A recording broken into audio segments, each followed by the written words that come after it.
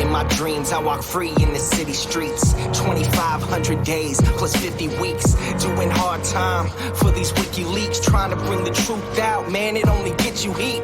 And then they gag you. You don't get to speak. And when you get the leak, they try to hit delete. The masters of the masses, they want the shit discreet. That's why my middle finger's up to these sick elites. Free speech, it's the freedom of press. Take your deepest, darkest secrets, never leave them unsaid. If I'm a thief, then I'm a thief for the people you dread. The people of the red, white and blue, you keep them in bed. Seeing the sheep, keep them asleep. Deceiving the weak, keep seeking the leaks till you cease. And I see your defeat until I'm deceased underneath a freezing red sheet. Become a dead man, then I hit the switch and release. When Goldman Sachs is your creditor, you kill the messenger. Stories axed by the editor, you kill the messenger. Pay to play on the regular, you kill the messenger. Need to silence any questioners, you kill the messenger. And outside my window a figure quickly creeps. They dark as night like some motherfucking chimney sweeps. Whiskey with my Mickey keeps dying in my kidneys weak. Silence of my risky tweets is what the grand jury seeks. I'm wanting peace like 7 years in Tibet. Now rest in peace like 7 years under threat. Cause I've released 7 vaults. They upset, they under the rape sentence, but the US still insists to rest. I guess it's a sin to take the truth and disseminate. MLK to Gandhi, take aim and eliminate. And I don't say I'm great, just wanna say what's fake. But if they kill me, a million others will take my place. The CIA's post like a knife the sharpest.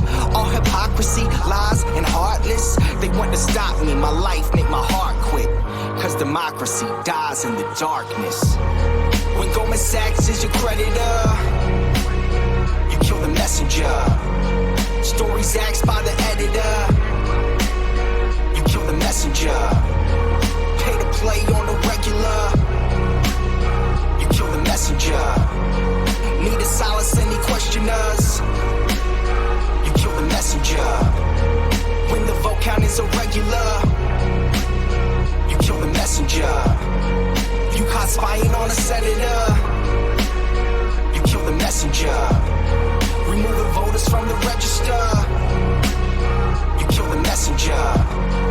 Need to silence any questioners, you kill the messenger.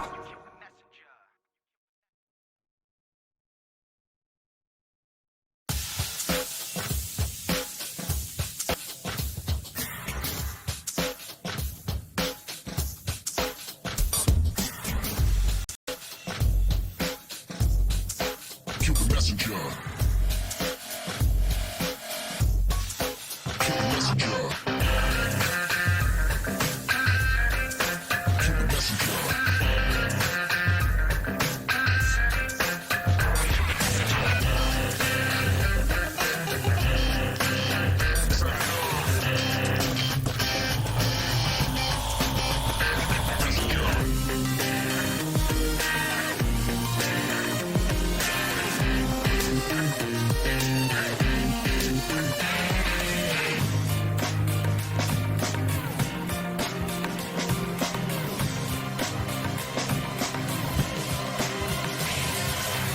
In my dreams, I walk free in the city streets. 2,500 days plus 50 weeks. Doing hard time for these WikiLeaks. Trying to bring the truth out, man, it only gets you heat. And then they gag you. You don't get to speak. And when you get the leak, they try to hit delete. The masters of the masses, they want the shit discreet. That's why my middle finger's up to these sick elites. Playing on the regular, You kill the messenger. free speech is the freedom of press. Take your deepest, darkest secrets, never leave them unsaid. If I'm a thief, then I'm a thief for the people you dread. The people want the red, white and blue, you keep them in bed. Seeking the sheep, keep them asleep. Deceiving the weak, keep seeking the leaks till you cease. And I see your defeat until I'm deceased underneath a freezer red sheet. Become a dead man, then I hit the switch and release. When Goldman Sachs is your creditor, Kill the messenger.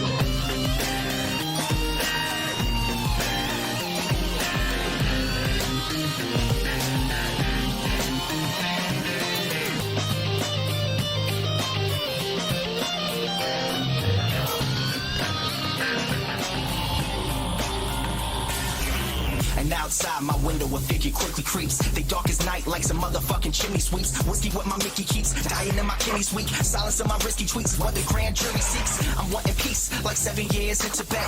Now rest in peace, like 7 years under threat. Cause I've released 7 bars, they upset. They ended the rape sentence, but the US still insists to rest. I guess it's a sin to take the truth and disseminate. MLK to Gandhi, take him and eliminate. And I don't say I'm great, just wanna say what's fake. But if they kill me, a million others will take my place. The CIA's post like a knife the sharpest. All hypocrisy, lies, and heartless. They want to stop me, my life, make my heart quit. Cause democracy dies in the darkness. Cause democracy dies in the darkness. You kill the messenger. You kill the messenger. Democracy dies in the darkness. Darkness.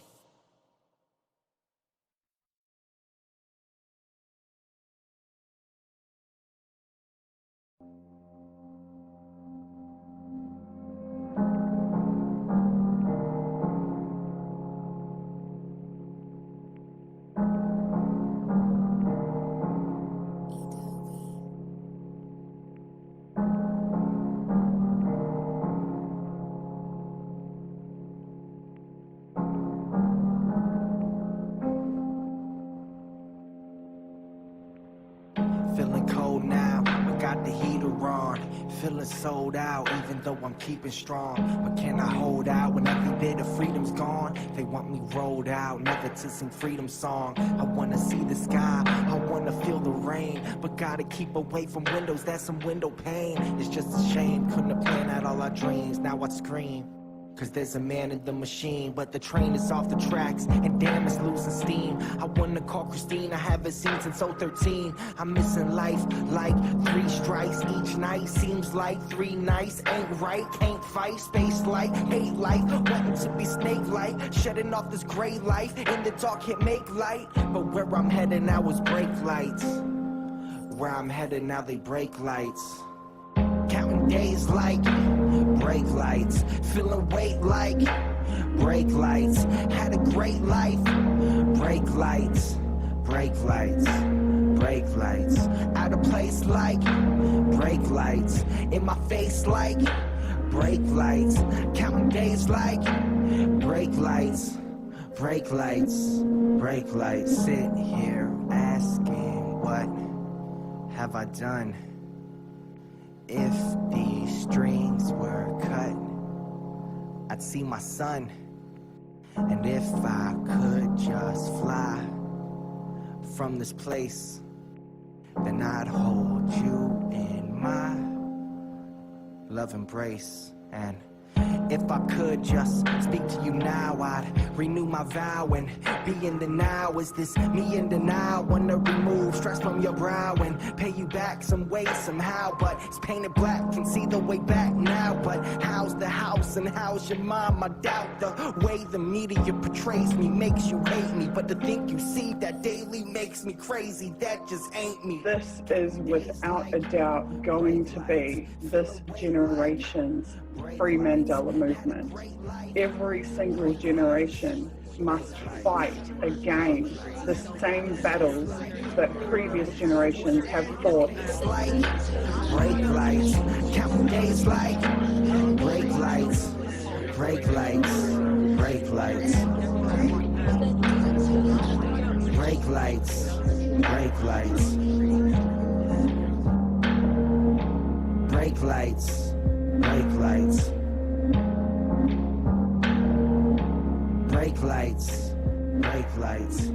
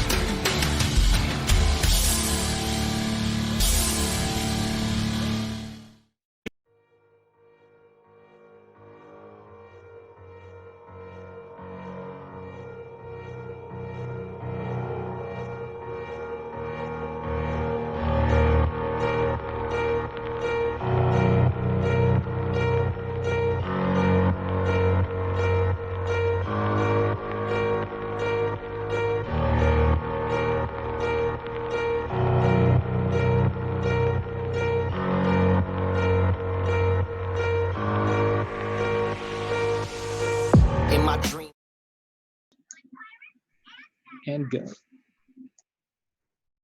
Welcome to the 9th Vigil Online for Julian Assange, the founder and publisher of WikiLeaks. I'm joined by a number of guests tonight. I'm going to begin the program by going through some of the headlines in the situation involving Julian in his stay inside the Ecuadorian embassy. Today was quite important news that broke.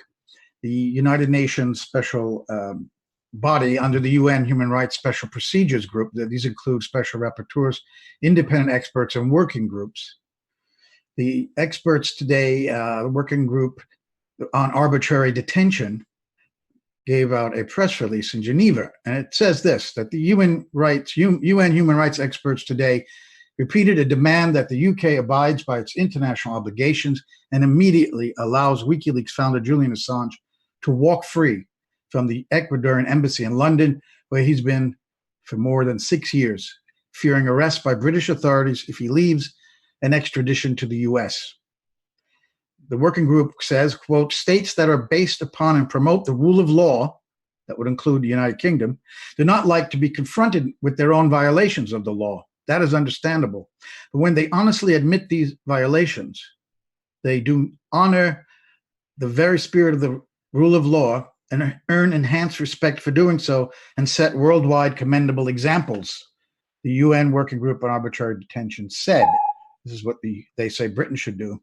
In December 2015, the same working group concluded that Mr. Assange, who at the time had a European arrest warrant issued against him for an allegation of crimes committed in Sweden, was being arbitrarily deprived of his freedom and demanded that he be released. That was December 2015, exactly 3 years ago.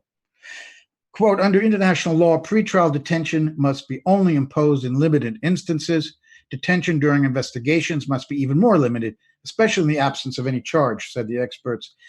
The Swedish investigations have been closed for over 18 months now, and the only ground remaining for Mr. Assange's continued deprivation of liberty is a bail violation in the UK, which is objectively a minor offense that cannot post facto justify the more than 6 years confinement that he's been subjected to since he sought asylum in the embassy of Ecuador. Mr. Assange should be able to exercise his right to freedom of movement in an unhindered manner in accordance with the human rights conventions the UK has ratified. The working group is further concerned that the modalities of the continued arbitrary deprivation of liberty of Mr. Assange is undermining his health and may possibly endanger his life. Given the disproportionate amount of anxiety and stress that such prolonged deprivation of liberty entails, quote, the United Kingdom has ratified the International Covenant on Civil and Political Rights and has a responsibility to honor its commitment by respecting its provisions in all these cases. So they're saying that the UK has signed up to this international law and is willfully violating it, something known to be done before by the UK and the US when international law doesn't serve them. Of course, when one of their enemies breaks international law, we hear all about it. The response to this from Sajid Javid, who's the Home Secretary in the UK, their Interior Minister, said on Twitter, can I gently say to these UN experts that it is self-evident that Mr. Assange has chosen to hide himself away beyond the reach of UK authorities and rule of law? He can walk out any time and be treated appropriately. Pretty ominous statement there, to be treated appropriately. We know from other government officials of the UK that, in fact, they're going to arrest him. Also, this week, on Thursday, 2 members of the German Bundestag visited Julian Assange inside the embassy, along with Julian Assange's father. Savim Daidelin and Heike Hensel, German parliamentarians and members of the nation's Left Party, denounced, I'm reading from the Washington Times report, denounced the international custody battle over Mr. Assange while addressing reporters after visiting the Australian-born publisher.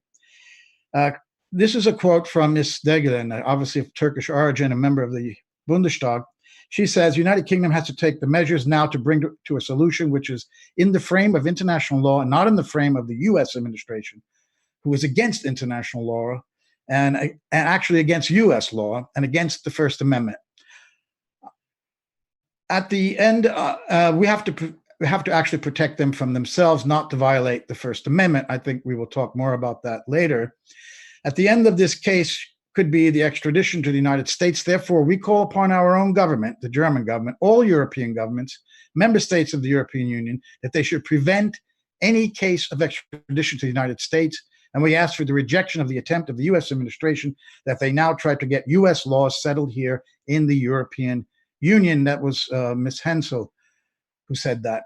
Here, closer to home in Alexandria, Virginia, home for me anyway, where I'm speaking from, the federal judge in the case brought by a committee for press freedom to unseal the sealed criminal complaint or indictment against Julian Assange that the U.S. government has now admitted exists, has not had its follow-up court appearance yet. She gave initially the Reporters Committee lawyers a week to come up with another filing. Both sides have filed lengthy motions, so the judge is still obviously working on that. And with the Christmas holiday coming, we can't probably expect this decision until the beginning of the year.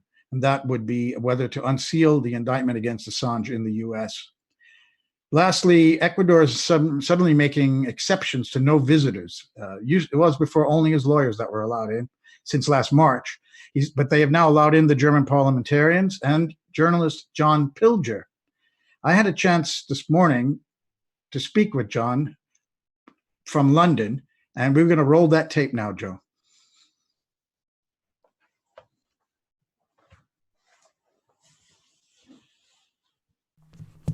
Well, I'm welcoming John Pilger right now, and I thank him for joining us. John, of course, needs really very little introduction. He's a great filmmaker and journalist, and it's an honor to talk to him. So, John, you just visited Julian Assange at the embassy. But first, before we get into that, how did you arrange that? Because my understanding has been that the Ecuadorian government cut off all visitors except his family and lawyers. And now we've had Stefania Morizzi of La Repubblica seeing him a couple of weeks ago. You went to see him, and now these German Bundestag members went yesterday. So tell us how you were able to arrange this before we talk about your meeting. Well, there's been clearly a little loosening of the rules, not much. Those of us who are close friends of Julian have been allowed, but not many. Yesterday, I think it was a delegation from the Bundestag, German parliamentarians, went to see him. So why it's become suddenly a little more flexible, I'm not sure. It may have something to do with the fact that on the day I saw Julian, the new ambassador of Ecuador had just landed in London. Now, his mission is to resolve, quote unquote, the Julian Assange situation. So there's a great tension at the moment, a tension, an expectation. What does this mean? And Julian's family and friends are gathering around him as much as they can over the Christmas and New Year period, because there is a feeling that perhaps an expulsion is coming. We don't know. They may know more now, but if it comes, it will be sudden.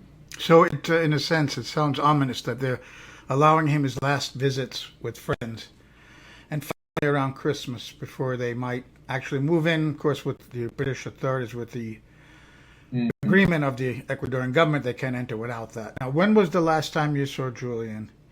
And then what was your impression of him compared to the last time you saw him? Well, the last time I saw Julian was perhaps 3 months ago, 3 or 4 months ago. Perhaps it's longer than that now. Yes, it would be longer. The restrictions were in place in March, so it is much longer than that, I'm afraid. It's over 6 months since I saw him. I have to say that he's in very good spirits. The extraordinary resilience of this man is something to behold. In his own personality, intellectually, he is Julian, and he and I went over many subjects, as we always do. His very dark sense of humor is intact. That hasn't changed. He looks very, very pale, very ashen. I'm not a doctor, Joe. I can't say exactly what Julian is feeling at the moment. His health is probably holding steady, but he urgently needs a comprehensive diagnostic work done. For many years, he had a cough which wouldn't go away. That has to be looked into. Having said all that, people should know that Julian's spirits, his whole sense of to hell with them, and his own resolve to stand up to those who would want to do a great injustice to him is undiminished. He is as defiant as ever then that he's not leaving that embassy. He understands what's happening right now. Yeah, he's not leaving. I'll have to throw him out. Yeah. He's not going anywhere. No, so he hasn't lost any of his intellectual edge, you're saying. How well informed is he about events in the world? Do his lawyers bring him newspapers? How does he keep in touch with what's going on? He's I think in recent weeks he's become much better informed, and people who've come to him have clearly brought information to him. The wonderful world of WikiLeaks is that they know how to circumvent so many restrictions, so many limitations, and in some ways, Julian Assange, even in his isolation, has never been totally isolated. He has been in touch with people. That said, he said to me, you know, there was one point where I wondered whether I really wanted, whether it was necessary to see other people. I started to get used to my own company. And then I realized this is the beginning of something that should not be allowed to progress. And so he was almost getting used to his own isolation. Now that's classically a prisoner accepting the restrictions of his deprivation, even of his sensory deprivation. So those symptoms were beginning to show. He recognized them immediately, and that's when his friends and lawyers and colleagues, I think, have come to see him. And he's alone part of the time, but people are coming to see him. And he has some contact then through his lawyers, I suppose, with people running WikiLeaks right now. Does he have any kind of directions that he could still give? Does he have an active role in the work of WikiLeaks? I don't think he has direct active role at the moment. He's left that to Christian, who he appointed editor-in-chief and of WikiLeaks. So he doesn't have a direct role. No, there's too much else going on around his own situation. His threat is so ominous that clearly that consumes him. Right. I mean, what has been consuming in the past are the attacks on him. The Guardian's entirely fabricated story of Manafort and Russians visiting Julian. I personally can confirm that did not happen. You clearly discussed that with him, then. You discussed the Luke Harding story. Fabrication. It did not happen. It wasn't possible. the way the internal security works in that embassy, it was not possible. Anyway, it didn't happen. That story was a major fabrication by The Guardian. It can't be called anything else. Mm-hmm. It's a fiction. But The Guardian have been challenged over this, including by its former Guardian journalists. That questions have been sent to the editor-in-chief of The Guardian, Catherine Viner, asking her to explain, and only silence has come from The Guardian. Really is an indication of kind of degradation of the media today, and especially, I would say, of the once, quote, respectable, unquote, media. So we discussed that a great deal. Those attacks have come over the years, thick and fast. And for one man to cope with them is an extraordinary feat. I've watched Julian not quite absorb those attacks, but his first instinct is to analyze them, to expose their baselessness. He'd never, only occasionally does he express the anger. He does it, but to express the anger that any of us would feel of, say, an attack like The Guardian's utterly false story on Russians visiting him. I don't think Joe, I don't know about you, but I don't think in my career as a journalist, I don't think I've known a story that expresses so well the Cold War of today. It reminds me of what I grew up with. I grew up in the first Cold War as a child. I don't remember it quite being, of course I was only a child, but I do remember my father being affected by it and being angered by it, but I've never known it to be as outrageous and as explicit as it is now. And that Guardian story, that fabricated Guardian story in attacking Julian is an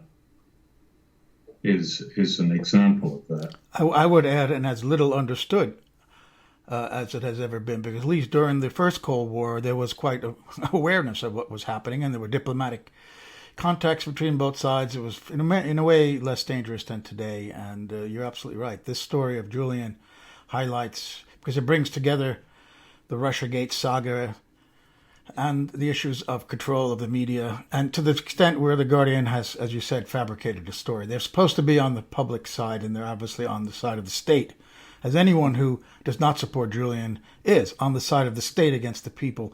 Did you discuss with him any of the legal aspects of his case? I assume you did. Are you at liberty to talk a little bit about that?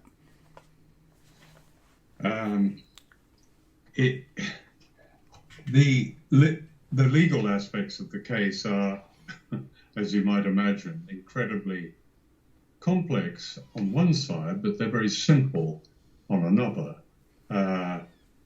The simple side is that a way of getting Julian out of there, a way of getting the British government to honour its obligation to the United Nations Working Party panel, which, as you know, described Julian's situation in the embassy as unlawful detention and called on the British government to give him right of passage as well as compensation. Getting the British government to honour that obligation, as it does honour other United Nations obligations, is one of the main concentrations of his legal support at the moment. It's also thinking ahead, and when, rather I suppose than if, Julian is expelled from the embassy and he is arrested and he is taken to the senior magistrates court in London, where he will appear before a judge. In fact, she's the chief magistrate, a woman known as Lady Arbuthnot, whose own position is severely compromised. She is the wife of Lord Arbuthnot, who appears notoriously in WikiLeaks cables and is part of the arms national security establishment structure in this country. A great deal of discussion takes place about how to deal with that first court hearing. It will be effectively, I suppose, a bail hearing, because that's all. There are no charges against Julian. The one he's likely to be charged, I suppose, with infringing the terms of his bail. But in any other circumstances, the time he has spent in detention, in unlawful detention, as the UN calls it, would more than compensate the state, the Crown in this case, for this infringement. So there's a great deal of discussion among the lawyers of the tactics to deploy if and when that happens. And obviously I couldn't talk about them, but he has very good lawyers. He has his lawyer in London, his main lawyer, is Gareth Peirce, probably this country's greatest human rights lawyer, who has successfully defended those who've come up against the state in some of its draconian anti-terrorism laws, anti-refugee laws, and famously in the war with Northern Ireland.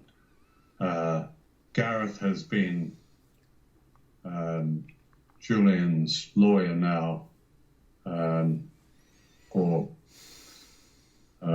I introduced them for about 8 or 9 years. He's in good hands there. There are many others who, Jen Robinson, who often is the person that does speak to the media and does it very eloquently and forcefully. She's been Julian's lawyer for even longer. So those people are ready and waiting for what might happen. What isn't there and what is needed, and that's why a vigil like this is so important, Joe, is the public. We talked about the differences between the First Cold War and the Second Cold War. I remember the First Cold War certainly by its opposition. In those days, there was opposition. Of course, then the unions were strong. And I'm talking about, I grew up in Australia, which mimicked much of the Cold War in the United States. But there was an opposition in those days. There isn't a popular opposition now. The so-called liberal opposition is so confused, so disorientated, and so almost wretched in its uncertainty, in its uncertainty of its true allegiances, in its collusion, that there simply isn't a major anti-war. That was, of course, Barack Obama's, in my view, Barack Obama's single achievement. He destroyed the anti-war movement by being there. They thought, oh, well, that's fine, we'll go home now. That's the difference. And what we need now, Julian, in many ways, Julian is a touchstone for opposition to so much of what is happening in our world. The rise of fascism in so many parts of the world, the threat of nuclear war. I think of all the cases that illustrate resistance to that, there's none like that of Julian Assange, and he needs popular support. He needs people to go into the street outside the embassy, to go in the street all over the world, as they've done in the past. He needs that popular support. In Australia, where I was recently, I read that one television survey, it was after an interview that Pamela Anderson gave on Australian television in support of Julian, and the survey showed that survey of something like, 7,000 people, 92% of them supported Julian and wanted the Australian government to take diplomatic action to bring him home. That's a very high number. I believe that the great sleeper in many countries, I think in this country, in spite of an unrelenting and at times vicious media campaign against Julian Assange, in this country there still is a great deal of popular support. In the United States, I believe that's true. You would know that better than I, Joe, but it's that support needs to come out now. This is a critical time. Well, John, I want to thank you very much for those words, and I hope that they inspire people to do just that. And thank you again for joining us at the beginning of this vigil from London. Thank you, Joe. Bye-bye. Bye.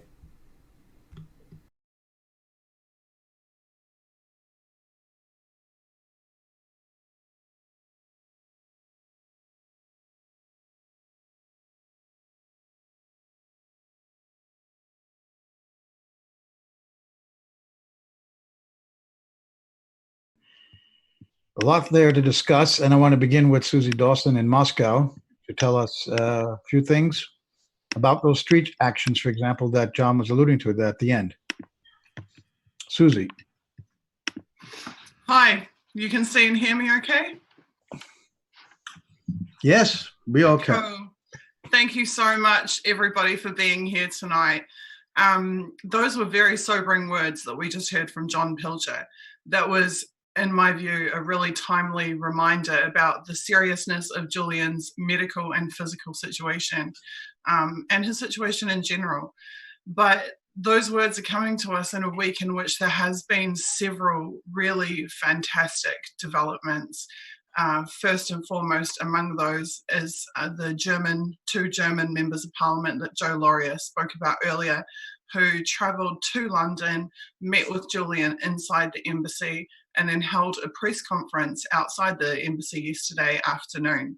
I have been sent a transcript from the organisers of that trip, which I would like to read to you shortly, because their statements were so strong and so pertinent, and I think that we absolutely should be highlighting and amplifying those as much as possible.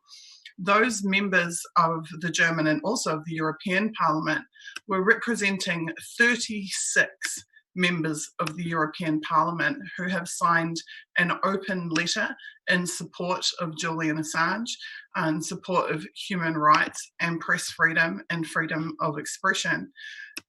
For me, the most significant thing that was said by them yesterday, and there were many significant things, is where they openly stated that they weren't just there as a one-off. It wasn't just a one-off press event, but in fact, they were there to announce the start of a new campaign driven by them to garner as much political and diplomatic support for Julian as possible.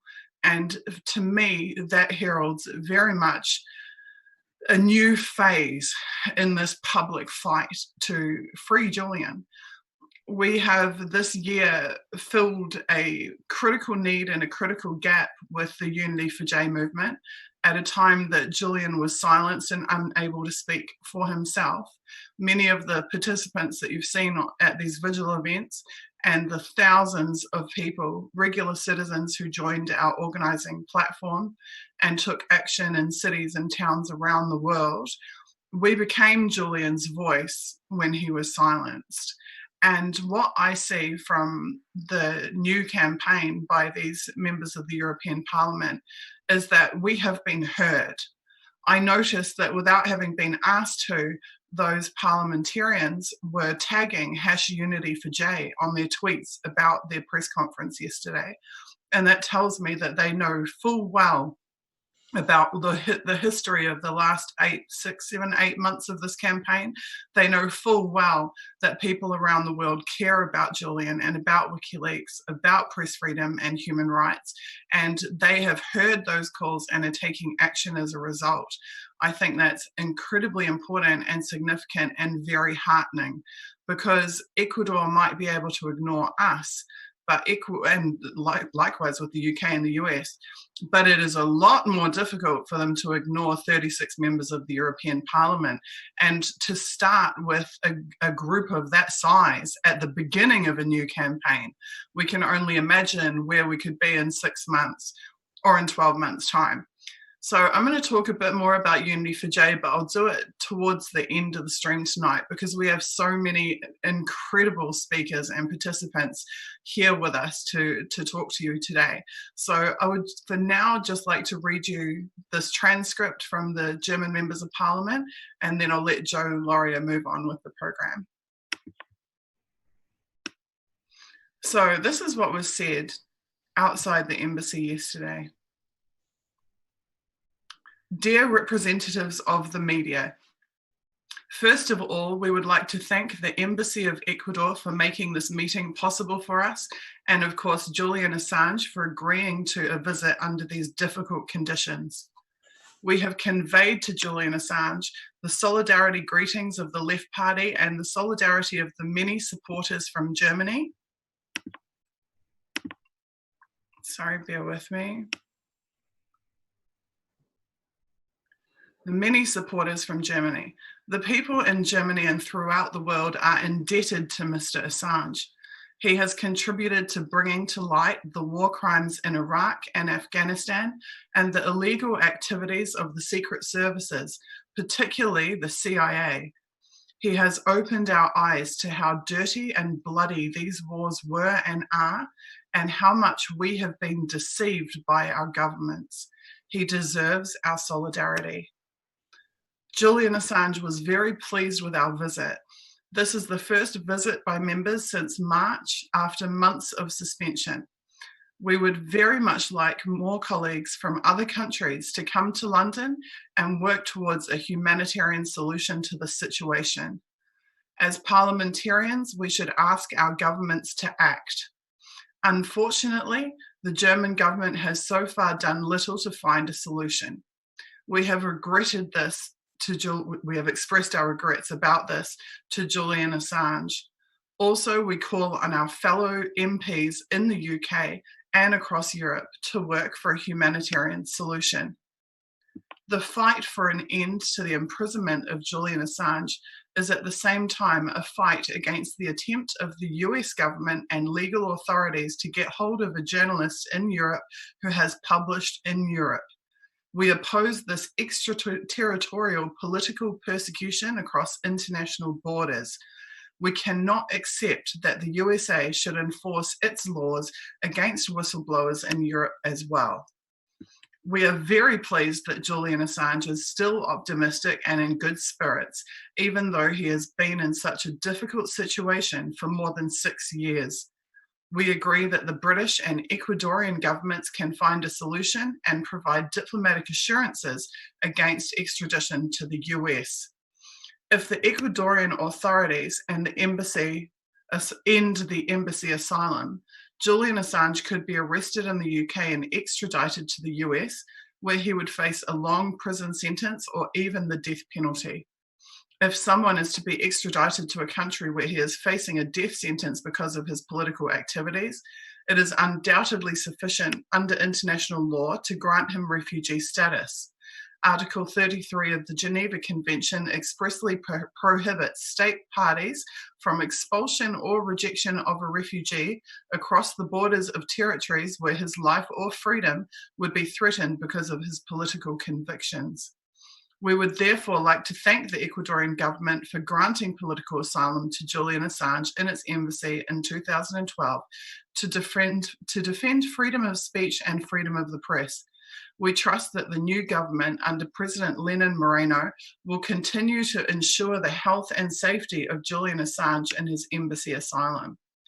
Ladies and gentlemen, Julian Assange and WikiLeaks made history.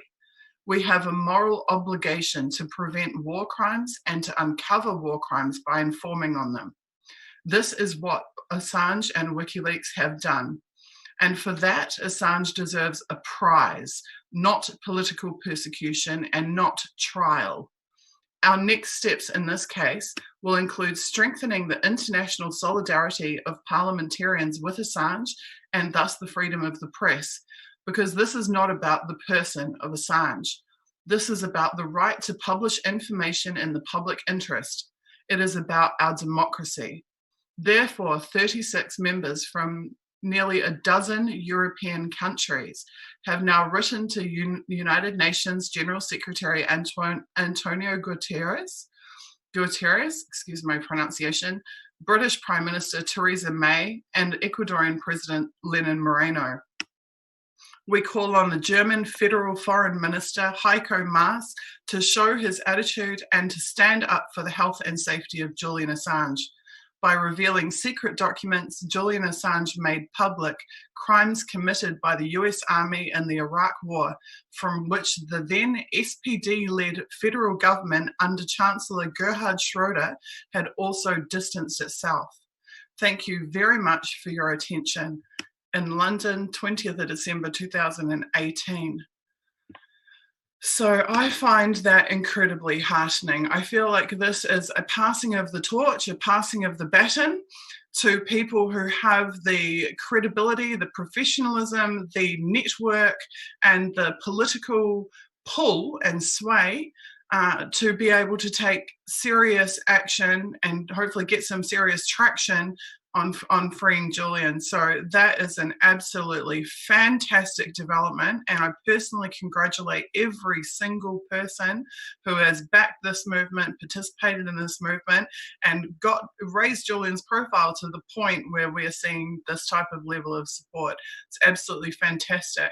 The final point I would make is that Ecuador have claimed that WikiLeaks and Assange have damaged their relationships with the US or the UK, or with or perhaps Sweden or whichever other countries have been involved. But what we're seeing with more than a dozen European countries, representatives signing on to that letter, is that Ecuador may now find that its diplomatic relationships with many other countries are at stake should it violate the Refugee Convention and particularly violate the non-refoulement clauses of that convention and hand over Julian Assange. So I think this is absolutely fantastic, and thank you all.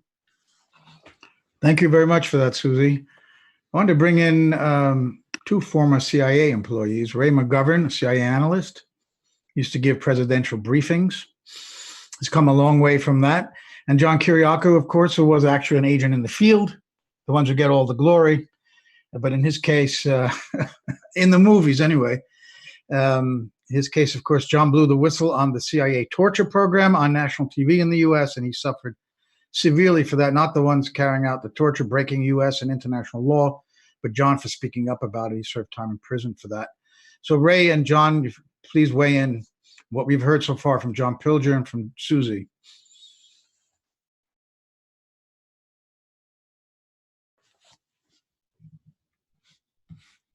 We can't hear you, Ray. You got to mute. Both of you have to unmute your mics. Down at the bottom on the left. There, John is unmuted first. And I'm Ray. unmuted. Yes. John, you're younger. Would you like to go first? Go right ahead. Go right ahead. Okay. Yeah, I guess I find myself wondering. There were a couple of things that we were told, and that was that the new Ecuadorian ambassador was due in last week, I believe, with new instructions. And I guess my first question would be, well, were these new instructions the ones that permitted the German parliamentarians to visit Julian? And is that a good sign in terms of new flexibility on the part of Ecuador? Does anyone know that? Well, I will just jump in again because I watched an interview that he gave to an Ecuadorian TV station.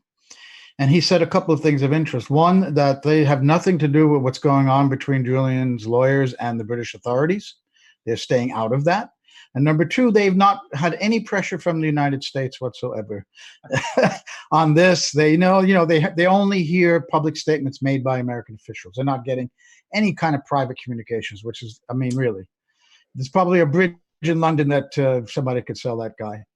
And the funny thing is, I want to add this, at the very end of this interview, the female reporter got up and gave the new ambassador a kiss on the cheek. So this is the standard of Ecuadorian TV journalism. The ambassador she just interviewed, supposedly asking him tough questions, she gave him a kiss on the cheek at the end. So talk about sucking up to power in journalism. But Ray, that's all I could say about that. He did say that they want Julian to leave on his own. Of course, but it's up to the British. Of course, it's not up to the British. They have to allow the British authorities in to get him if they're going to do that. It's an Ecuadorian decision. Okay. There was another question, and it's simply that there was something on the table that proposed that Julian could come out and be assured that he would not be extradited to any country that had the death penalty. Where does that stand? Well, that wasn't exactly what was said. It was the president, Lenin Moreno, who said that in a radio interview. He said that he did not want Julian extradited to a country that would extradite him, not to a country that could extradite him, that has the death penalty. Because if that's what he said, that would eliminate the United States. So what he actually said was he didn't want him to be executed, but he could be extradited to the U.S. So we have to hear the U.S., who's still not releasing the indictment. They would have to make a statement, presumably of some sort, that they would not execute him if he's going to stick to his word. Moreno, that is.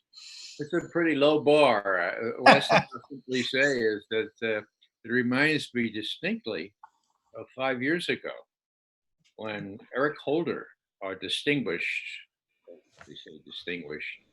Attorney General, wrote a letter to his opposite number in Moscow. And he said, please give Ed Snowden back to us. And we promise not only that we won't torture him, but we won't kill him either. In other words, we won't invoke the death penalty.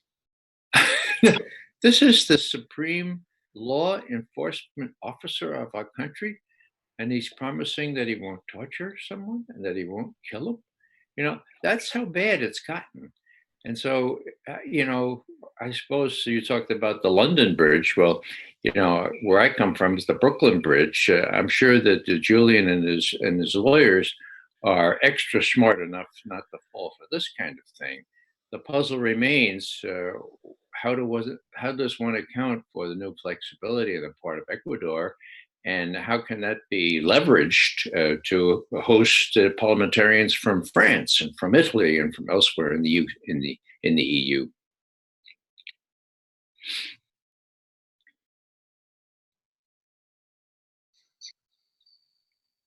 John, do you want to weigh in on that? Yeah, I've been thinking about this all day, and I had spoken with Susie earlier in the day for my radio show, and one of the things that I feel like I need to warn people about or remind people about is that with this good news, we can't allow ourselves to rest on our laurels. This really was good news, and it's the first bit of good news we've had about Julian and his situation in a very long time. But now's the time to ramp up our action, I think. We have to build on what the German parliamentarians did, what the EU parliamentarians have written, and we need to push harder. I think we need to push harder because Washington right now is in a state of chaos. Actually, let me tell you something. I have a contact inside the White House, somebody at a senior position, and he told me just yesterday that the West Wing is, and this was his word, it's a ghost town. He said it's in a state of chaos. It's quiet as a church because people are jumping ship. The ones who are still there are sitting at their desks and updating their resumes. They're not focused on Julian Assange right now. And I think now's when we act. Now is when we keep pushing to the point where it's just not worth their trouble anymore. They have more important things to worry about than what happens to Julian Assange in the next couple of weeks. And maybe they decide this is a fight not worth fighting. Maybe that's how we win it. Well, I hope you're right about that, John. But there are other people outside the White House that have a keen interest in Julian Assange, like at the CIA, the Justice Department, and the FBI. Of course they do, but I think that a decision has to be made at a very high level, and I'm not sure that a final policy decision has been made.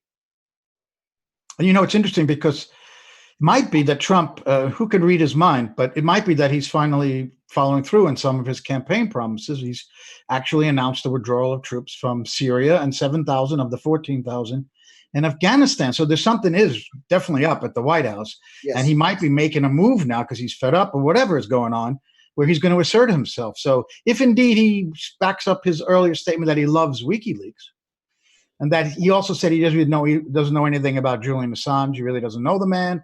That's another statement he made. So It's not important to him. At least that tells you it's really not important to him.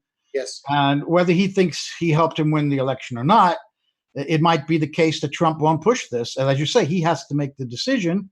And maybe he's finally growing a pair here and is going to stand up to somebody, to the FBI or to the Justice Department, or the CIA even, who wants to get Assange. So you're raising an interesting point. Ray? Yeah, Joe, let me interject here. Pompeo had called Julian Assange a demon. Okay, now I don't have much truck with demons, but Pompeo does. I mean, he apparently believes in demons. He's also said that Julian is running a non-state hostile intelligence service. Now that's something for the Europeans to pick up on. That's something for any official to pick up. What the hell is a non-state hostile intelligence service? Now, is that some new invention by Pompeo? He should be called on that. And if most people in the world, and I believe this is true, believe that Julian Assange is a publisher, okay, that's a far cry from a non-state hostile intelligence service, and that should be made clear. Because, Pompeo is going to bow to whatever Trump says. So if we confront Pompeo, or if he is asked to explain what he meant, maybe people begin to realize that Pompeo is reacting to the very obvious fact, that Julian Assange, as sequestered as he has been, is still able to receive leaked documents of extreme importance. So important that Julian himself has described this leak from about the Vault 7 documents as more comprehensive and more important than all the documents that Ed Snowden brought out into Hong Kong. That's something. Now, he's only released portions of that, okay? And the one that really got Pompeo and everybody else was the one that showed that the CIA has developed, together with NSA, using billions of dollars, the capability to hack into a computer or server, to disguise who hacked in, and to insert telltale signs like, maybe a little Cyrillic, this kind of thing. Now, you don't have to be a crackerjack analyst to put two and two together and say, what does that remind me of, okay? So that's what did it. That was on the 31st of March, 2017. 13 days later, Pompeo gets up at this think tank and says Julian Assange is a demon. and the people working with him are demons, and he runs a non-state hostile intelligence service. He needs to be called on that. They ought to put him on the spot. And, that's something to work with, it seems to me. I don't think Trump is going to do much in these circumstances alone, unless we put pressure.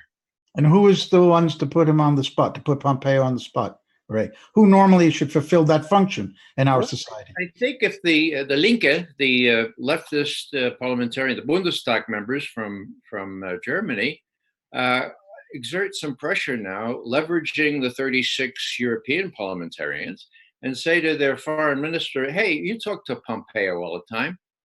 Ask him what he means by a non-state hostile intelligence. Well, what's that supposed to mean? Okay. We see Julian Assange as a publisher. You see him as something else? Where's your proof? That kind of thing, That's a good idea. Yeah. Well, I had in mind the media, the main powerful media we have. They're the ones I think should be asking those questions of Pompeo. But we see, in fact, they're taking the side of Pompeo and the rest of the state against Julian Assange, against their own colleague. As John Pilger said in the interview, if you heard it, that The Guardian has completely fabricated this story about Russians and Manafort going to see him in the service of the Russiagate narrative to try to give some evidence of collusion, which I doubt will even be picked up by Mueller, Saint Mueller, as you call him, Saint Robert Mueller. Well, we have demons and saints tonight on this show, so I doubt that that story has gone nowhere. There's been never a word, as John said. There's been total silence from The Guardian. But again, the press is the one that should press Pompeo on what he means by a non-state hostile intelligence service. An intelligence service, and you guys, obviously you and John know a lot better than I do, goes out and actively gathers intelligence and does all manners of other things, unsavory and others. And there's no evidence that Julian went out and got any of the stuff that he's published himself. WikiLeaks did not collect. WikiLeaks only published. That's what they're looking for. And I would not, John, maybe you could chime in here and either agree or disagree. But when Mueller comes down to push and shove here, is he going to come up empty? Is he going to come up and say, well, we got all these other crimes, but nothing to link Trump or his campaign to Russia? Or is he going to get some of his, the plumbers, some of the people who do these kinds of things to forge some documents to prove that Julian Assange, as Joe just suggested, actively solicited these things, that he's guilty of some kind of espionage in actively soliciting these things? I think the chances are 50-50 that Mueller, given his sordid past, will easily side with Brennan and the other people whose reputations are at stake and manufacture something to say, aha, Julian Assange was actively soliciting this, therefore we can try him under the Espionage Act, but we won't kill him and we won't torture him, just send him back to us. What do you think, John? I think that's probably right. Let's pick it apart. I like to think I'm a pretty well-informed guy. And I'm just not seeing any evidence that Julian has been, or that Julian actively sought to help Donald Trump or help the Trump campaign by seeking out information or intelligence on Hillary Clinton. I'm not seeing it. Certainly, we've all heard the accusation, but I just don't see it. I also don't think that there's any evidence whatsoever that Donald Trump colluded with the Russians. This is a situation, I've said this before, where you can have no good guy. You don't have to love Mueller to hate Trump or love Trump to hate Mueller. You can hate them both. And if we're going to look at that narrow accusation of was there collusion between the Trump campaign and the government of Russia, I think the answer is clearly no. And if there was information, it would have leaked out by now. Now, the other question, though, is one that constitutional scholars are arguing a lot. I happen to be close to Bruce Fein, who was an assistant deputy attorney general under Ronald Reagan and is one of the country's leading constitutional scholars. And he's adamant that you cannot charge a sitting president with a crime, that the Constitution mandates that the president be impeached in the House of Representatives and tried in the United States Senate. He can be charged with a crime after he's president, and he probably can be charged with a crime in a state court. But in a federal court, I just don't see anything happening. Now, I think we're going to see a lot more than these 31 indictments that we've seen so far, and none of them are going to have anything to do with Russian collusion. They're going to be all throwaway felonies, like making a false statement or conspiracy, whatever that means, or wire fraud and mail fraud and lying to the FBI and other nonsensical throwaway felonies. But in terms of real meat of colluding with Russia, no, I just don't see it. Well, I agree, John. And what I was suggesting is not that they're going to find actual, real collusion. Yeah, but are they going to make it up? Yeah, like they did, aluminum tubes type thing or yellow cake uranium. I mean, and that's absolutely plausible.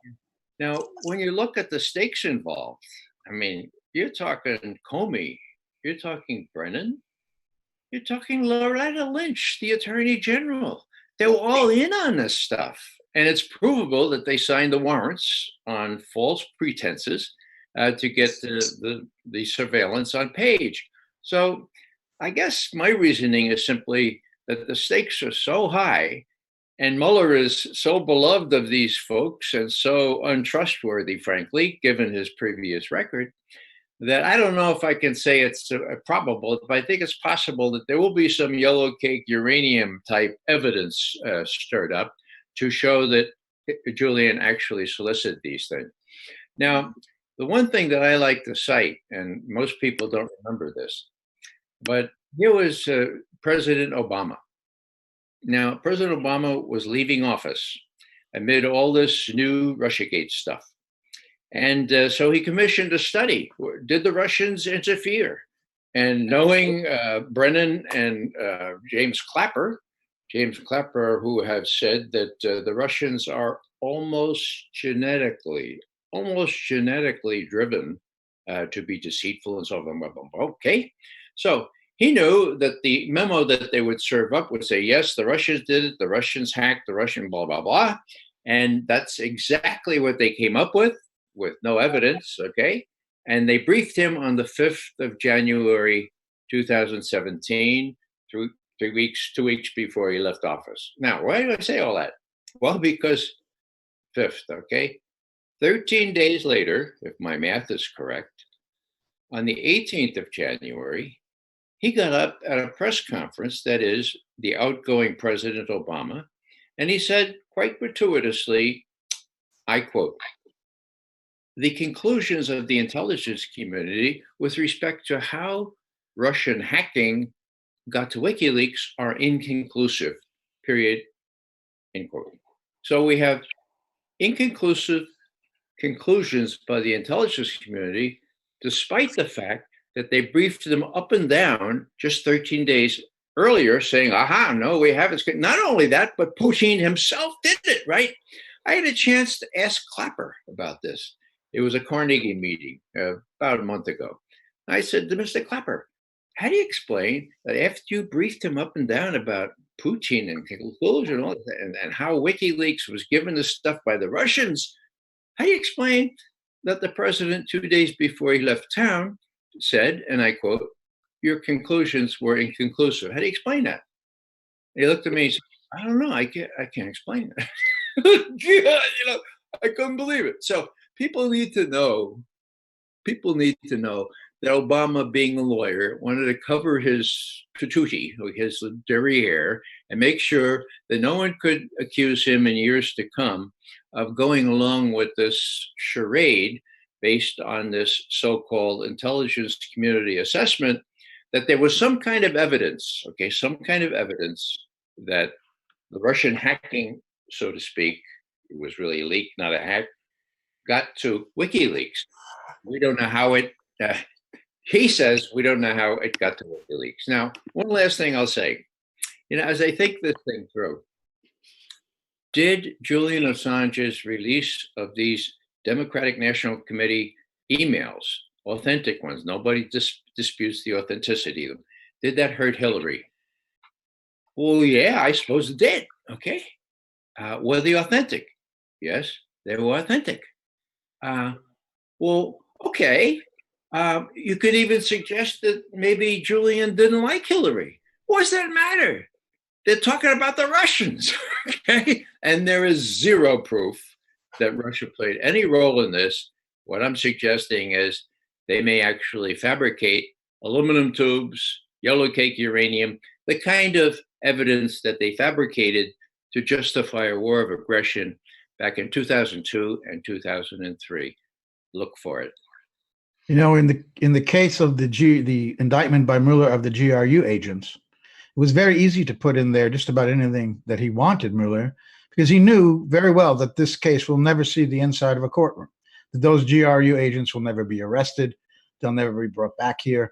So they could put anything they want in there, and they've been known to do that before. In the case of Julian Assange, if they do arrest him and bring him here, it might be a little bit more difficult to put false allegations in there, because he would get into a courtroom. However, they can pull the state secrets privilege and tell the court that the evidence we have is classified, and we need to go see the judge who's now gotten his clearance, and we're going to show it to him, and he can come out and make a decision about it.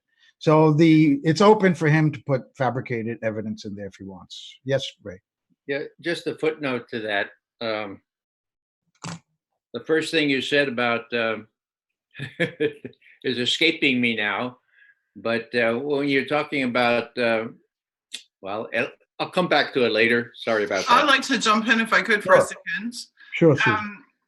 Mark Crispin Miller, who of course is the great New York University media studies lecturer, sent out an email earlier this week with a link to an article by one of my favorite authors, actually, someone who I've spent a bit of time reading their work recently, and that is Ray McGovern, who's with us tonight. Yes, and Ray had written a piece for Consortium News called "Michael Isikoff Cuts His Losses at Russian Roulette." And Mark Crispin Miller's description said, one of the top stenographers promoting Russiagate concedes obliquely that it's pure crapola. And Ray McGovern's article was based on a podcast interview that Michael Isikoff had given. And sure enough, I sat and listened to the full interview. And he did, in fact, and this is a guy who wrote a book called Russian Roulette about supposed Russian collusion with the Trump campaign. Mm-hmm. He admitted he does not believe there's any evidence of Russian collusion. He does not believe the contents of the Steele dossier. And he's effectively admitting, even in contrast to his own work over the last 2 years, that he thinks, as Mark Crispin Miller put it, it's crapola. So I find that to be significant, that even big name journalists and authors who had fully bought into the whole collusion narrative are now distancing themselves from it. And that, I might add, is the exact opposite of Luke Harding at The Guardian. Anyone whose book was called Collusion, he's in trouble. And there's your manufacturing. So like Ray was just saying, well, they might manufacture something, it's the next yellow cake or uranium or whatever. Luke Harding is the classic example of that, is where the manufacturing has been occurring in the media. Well, a journalist could only go by their reputations and their credibility. Once that's gone in the public's view, they're finished. So Harding is in trouble. He's under pressure. There's no evidence to back up his great bestseller Collusion. So I think he has to find some evidence. And he went out and found some. And he had the Ecuadorian intelligence services and probably the US and the British giving it to him. That Manafort went over there one day and just strolled into the embassy and sat down with Julian. 3 times he did that. And there were a bunch of Russians, too, that came without any bloody evidence, without any video, surveillance tapes, photographs, logins at the embassy. So these journalists now, at least Isikoff, to his credit, is admitting that he was wrong, basically. That he deserves credit for that. I don't think Harding will ever do that, because he's finished if he does that. He's digging himself a deeper and deeper hole. Isikoff realized he better start getting out of that hole now while there's still time. I can't help but wonder if there's a certain Intercept writer recently of the Intercept who might be wanting to walk back his position on it as well shortly. You mean formerly of the New York Times? Yes, I do. Oh, that one, yeah. Well, I don't, if I could just interject, I don't think we're out of the woods yet. Even if you listen to the Isikoff interview, he's still insisting, the Russians hacked and the Russians gave this stuff to WikiLeaks and all this kind of stuff. Just can't prove it right now. And so we have to keep the pressure up. But he does make the point in that interview, which was an interesting one that I hadn't heard elsewhere. He said he doesn't believe, like we keep hearing, oh, Flynn has flipped and is going to, give them the smoking gun, and this person has flipped and that person has flipped. And he said he doesn't believe that that's true because they've already gone to sentencing. And he said that if there were material witnesses which were providing evidence against other people of much more serious crimes, that they wouldn't have gone to sentencing already. They wouldn't have been charged, gone to sentencing, and been getting whatever punishments they end up getting. He said that the sentencing itself is an indication that there's nothing more greater that they could get out of that witness, and that's why they're being processed. Others have said the same. Now, let me ask this question. Luke Harding, I remember when he wrote his first big article about Julian. I was with Julian at the embassy at the time. And one of his lieutenants had gone to this lecture that Harding had given and came back, and it was gloom and doom. I mean, Julian could hardly believe what this guy had said. So he's a charlatan from the word go. Now, there was word that Julian was going to sue Luke Harding.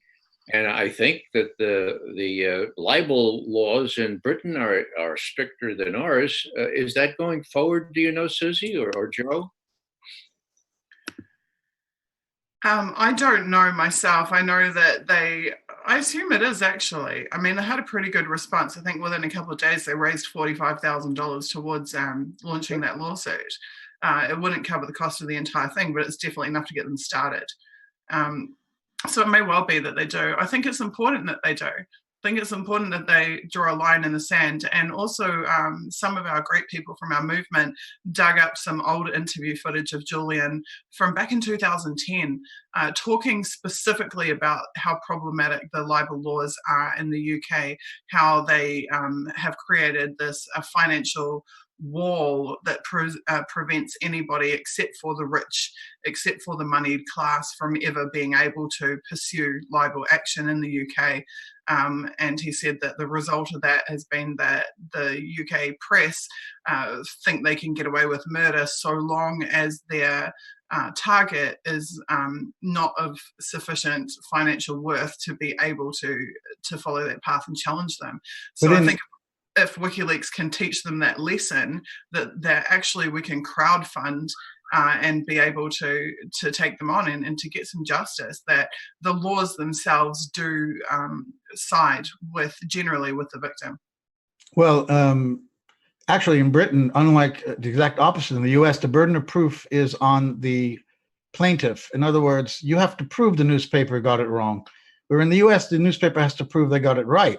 So the Guardian doesn't have to come up with the evidence to show that their story was correct. It would be WikiLeaks' burden to prove that it was false. And that is a really high hurdle to surmount in British libel law. It's quite difficult in that case. And there's no celebrity protections like we have here in the US too, where a celebrity can be written about anything you want to say if they're a public figure.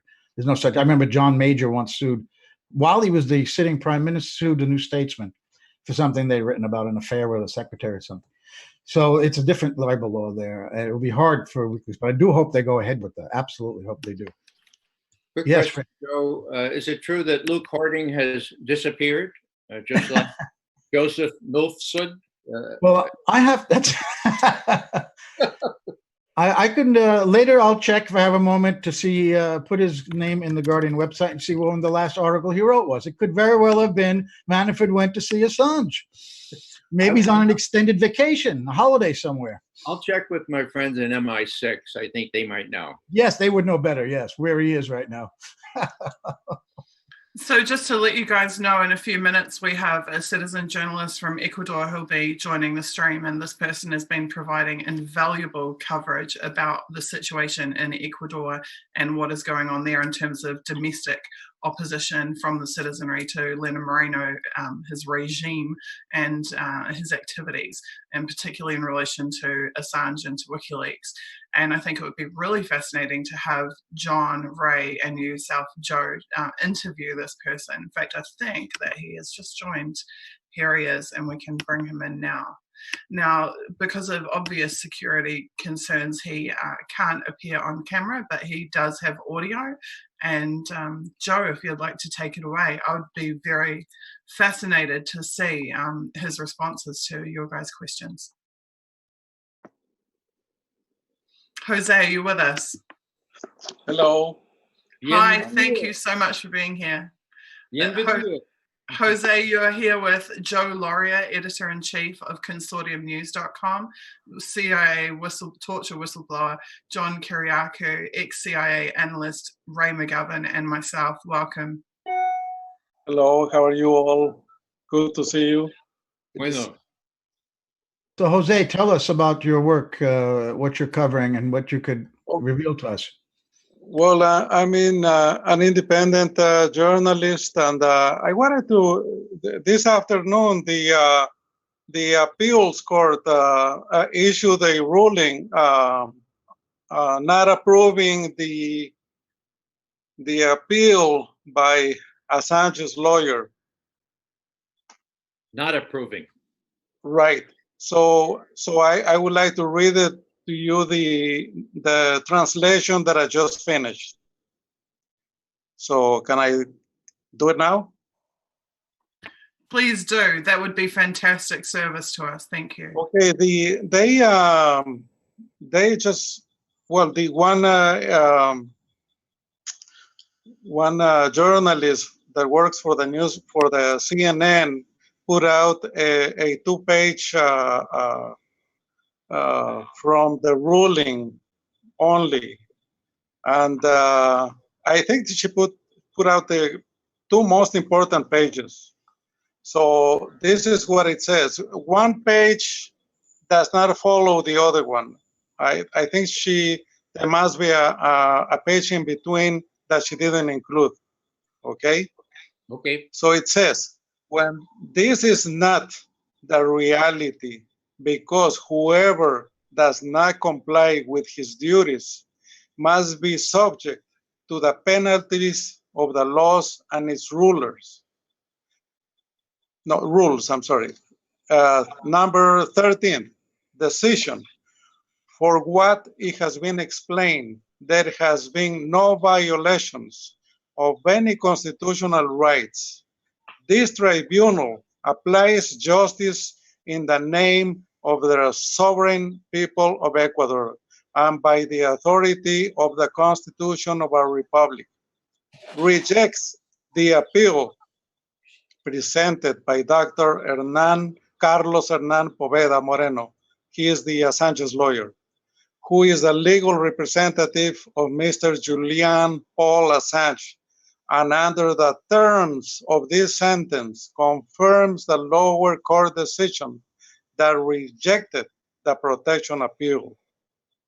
According to Article 85, number 5 of the Republic's Constitution, after it is executed, it will be referred to the Constitutional Court by a certified copy of this ruling to follow the constitutional rules.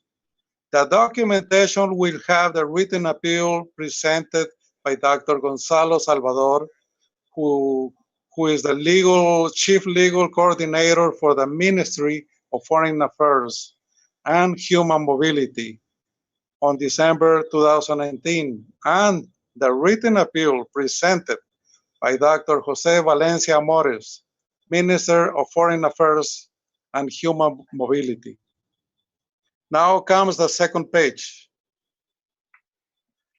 It starts with constitutional. Constitutional has not been created to replace the lower court. I think what they mean is the Corte Constitucional or Constitutional Court. That violates the justice specialization principles and breaks away the judicial structure of the Republic's Constitution. the presented protection appeal will not be accepted since no constitutional right has been violated or the assumed rights, since this is an administrative action. It can be appealed by the legal methods according to the article number 1 and 4 of the judicial guarantees and constitutional control. 12, legal opinions of the tribunal. Based on the book by Ronald Dworkin called Taking Rights Seriously, we find several thoughts that have to do with a court analysis. Quote, the citizens are privileged to live in a society where the institutions are in agreement with that system and depend on it and accept its disadvantages until another new agreement comes into force, whether it be by gradual amendments or one amendment. Page 178, quote, in a democracy, or at least in a democracy that respects the individual rights, end of page. So what he's saying is that that they don't think that that there should be more appeals after this, but they say, according to the law, that the Assange's lawyers have a right to file an appeal, but that would be with the Constitutional Court, which comes into work in February. But they have not said, you know, the exact date of February.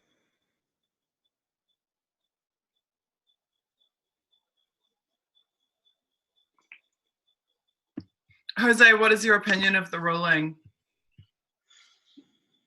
And I'm also particularly interested to know what the conditions are on the ground in Ecuador. Well, the ruling, you know, is basically the same ruling as the first court, you know, a few weeks ago, and it is up to the Constitutional Court whether to accept the appeal or not. So, guessing by what it has been happening here in the judicial system, you know, my guess is that the Constitutional Court is probably not going to accept the appeal. But it depends on the, you know, on them. So you know, I guess someone has to talk to Mr. Lawyer Poveda, you know, the Assange lawyer here in Ecuador, to find out, you know, more details about the legal, you know, procedures that he can take from now on. So, and also remember that all the judges at the Supreme Court have been chosen by Lenin Moreno. So the outcome. So the previous Supreme Court bench they were all fired, correct? Well, that was not a Supreme Court. It was a provincial court, that they call it. You know, like the court of the state of California, for example. Okay, and he fired all of the sitting judges. Right. So this court right now is the highest court in the state of California, just as an example. So this court is the highest in the province.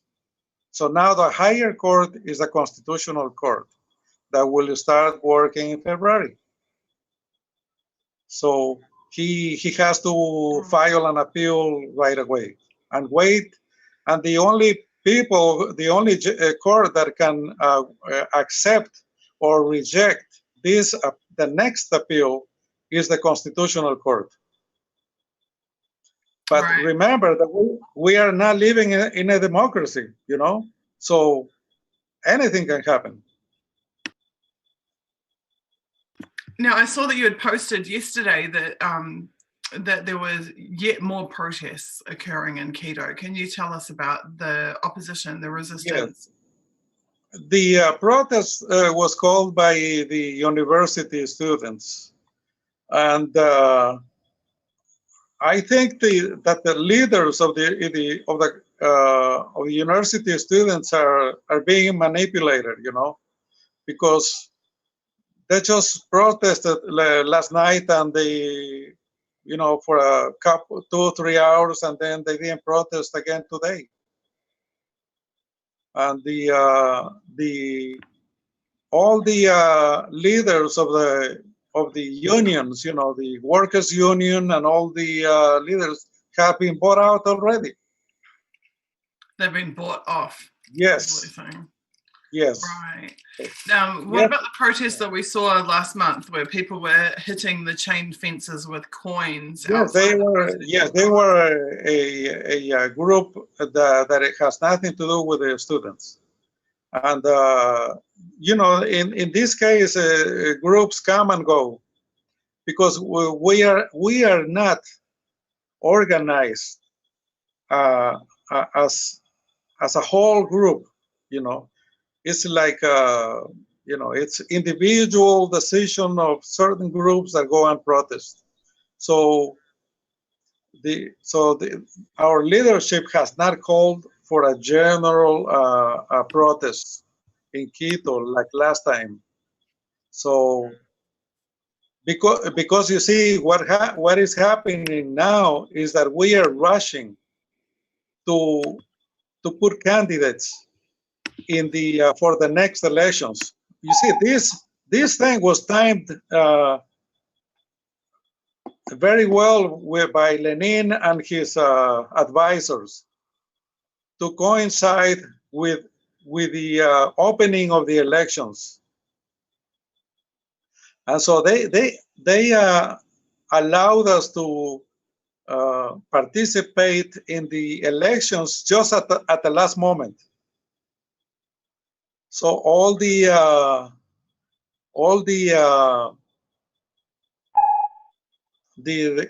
other parties, they had already started the campaign, and we were just allowed to come into the elections just yesterday. So that's where we are now. And so they timed this precisely to coincide with this, so they kind of tied our hands, Jose, I've just seen that Reuters in Latin America is reporting on the UN statement that has come out today. Yes. Yesterday.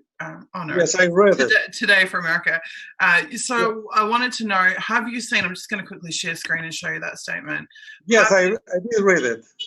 Right, but is this penetrating to Ecuadorian citizens as a whole? Like, you yourself obviously are across almost everything that comes out on this topic, but when we see Reuters Latin America and we read the headline, UN asks the United Kingdom that Assange can leave the embassy of Ecuador freely, is that news getting through to Ecuador? Because that strikes me as a headline that we wouldn't see in the English press. Right, here, nothing, zero report on that. Zero report on that. And as usual, no reports on all the unconstitutional things that Lenin Moreno has been doing. And no, nothing. I'm the only one who knows that. And I made a translation and I tweeted about it today. But there were no responses, Yes, good. Question. Yes, sure. This is Ray McGovern, Jose. You know about the visit by the Bundestag representatives at the Ecuadorian embassy. Yes. What would be, let me suggest this, since they have seen Julian and seen his conditions, why don't they go down to Quito and talk to their opposite numbers in the parliament down there and have a discussion, open discussion between people who have seen Julian and people who have not seen him, but just hear reports from the government there in Quito? Yes, yes, that would be a good idea. But you see, the problem is that the media here, all the media, is blocking all our issues. Nothing of our issues are presented in the media, whether TV or newsprint. It's a complete blockade. So, so if they come, it could call some attention. So I don't know how much. Well, perhaps more attention in Europe than in Ecuador. But also, Yes. you have CNN, you do have Reuters. Yes. Once it was picked up by Deutsche Welle, as the initial report was, Yes. then you would have the ball starting to roll, and perhaps people in Quito could no longer completely ignore it. What do you think, Jose? It depends on the. It depends if the media decides to publish what you are talking about. Their visit, the German parliamentarians visit here. His father would be a good idea, because here Latin Americans respect a lot the elder people, the parents, the mothers. So but I suggest that you first have to talk to Rafael Correa or Patiño or one of the leaders to arrange that. You understand what I'm saying? Sure. So that they make all the programming, to do that. But it might be una buena idea in your opinion. Yes, at this point, anything helps, Mm-hmm. Anything helps. Jose, I have a question going back to the legal case that you discussed earlier. Yes. Ecuador ratified in 1959 the 1951 UN Convention UN Convention to the status of refugees. And it's a long convention, but I'm going to read one line here. It says, each contracting state, which would be Ecuador in this case, shall continue to accord refugees, which legally Julian Assange as an asylee on the territory of Ecuador, that Ecuador needs to accord him the rights and benefits to which they or he was already entitled in the absence of reciprocity at the state of entry into force of this convention for that state. So in other words, they are not to deny him access to outside world through communications. In fact, it makes clear in other parts that he has a right to education, to artistic expression, etc. And also, if he's been on the territory more than 3 years, there are more rights that come in. And the most important part of this convention is there cannot be refoulement. In other words, Ecuador cannot kick him out and send him to the UK authorities or to the United States. This is not what they can do according to this convention they signed on to. Surely Assange's lawyers cited this convention in their arguments about why he should have internet access restored and visitors restored. What was the argument, if you know, of this court or in the previous court and the lower ruling about that? What is their argument that the Ecuadorian government has the right to shut off his internet access, for example? Well, you see, in the I would have to read the appeal that Assange made, Assange lawyers made to the court. So what I do know is that they did appeal to the court for the protocols, and I'm sure that they cited all the international agreements that Ecuador has signed. But here is my point. All these international agreements are not being policed by anyone, because here you have the United States, the United Kingdom, and the whole European countries violating, the UN, international agreements as they please. So this comes. Well, that's true. So this comes into, into that view, that I'm saying, So, Yeah. Let me ask you this, Jose. In the United States, when the United States Senate ratifies a treaty, it automatically becomes United States law as well. It's domestic law. Is that the same case in Ecuador? Is this domestic Ecuadorian law? It is. So under Ecuadorian domestic law, they have to give it. Sorry? Yes, they are supposed, it is in our constitution. But the problem is that, here you must remember that we are living a dictatorship. So he doesn't care about all that, He just doesn't give a damn about all those agreements. So that's why he has, because there is no international authority to police all these international agreements. It's like, he's violating human rights to our vice president. He has our vice president in a terrible prison. And that there are a whole bunch of violations right there of international human rights. But there's nobody. Yeah. There's nobody to make if it's comply with that. Sorry, if it's the domestic Ecuadorian law, there are people who can police it. But you put it very simply: it's a dictatorship. The kind of people, the Americans like to work with. Exactly. So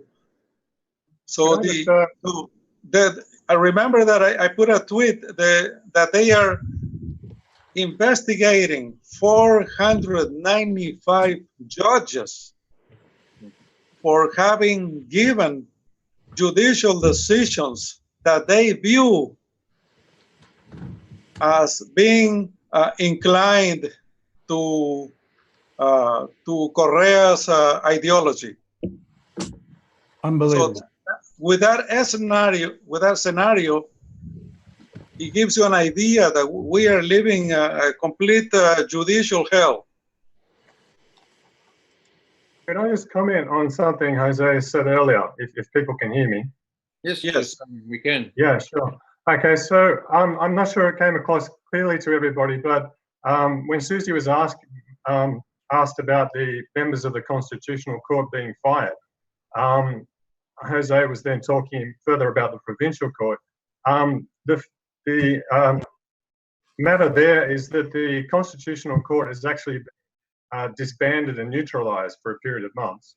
All of its members have been dismissed, and in Correa's article in Counterpunch a month or so, roughly that time ago, he indicated that the members have been pre-selected for when the court resumes in February. Yes. Right. Now, so, I mean, that's the the judicial branch of government basically has just been overturned entirely. And this traces back to the referendum they had earlier this year. And there was a question 3 in the referendum of 7 or 8 questions, concerned a certain government body, whose role it is to govern the time that people serve on certain crucial bodies like the Constitutional Court. And I think he mentioned there's either 150 members or 150 institutions that they probably members in different institutions of government. Institutions, yeah.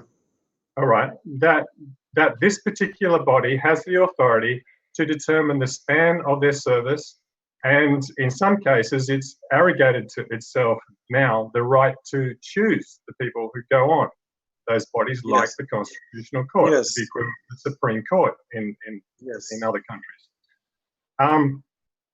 Now, this was a very obscurely worded question in the referendum, and it passed. Right. And they've levered it to their maximum advantage to basically eviscerate the whole structure of society, the institutions that society is based on in Ecuador. So it's in Correa's article, the title was referred to as soft coup in Ecuador. And really, the only soft thing about it is there's no blood involved, right? There's intense persecution. There's dismissal of any officials aligned with Correa's legacy.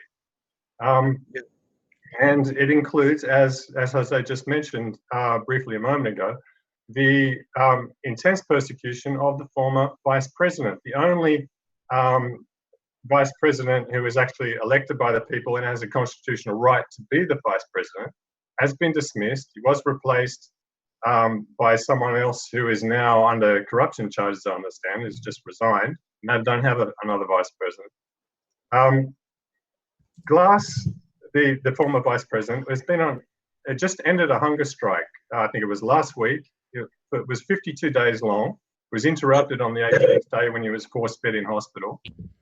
The point of the single demand of his hunger strike was to be returned to the jail that he was sentenced to without any legal basis, where his conditions were tolerable. They sent him to hospital, and then they, as I understand, no.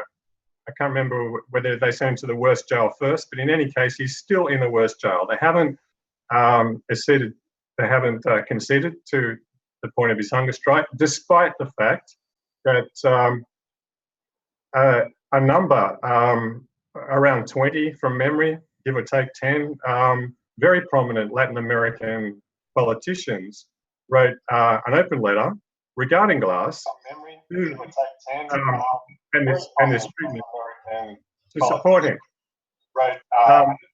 I'm getting some feedback now. Can you hear me all right? Is there something wrong with the sound? I can hear you. It's clear now. Okay. I think that was Margaret's microphone is muted now again, so it's okay.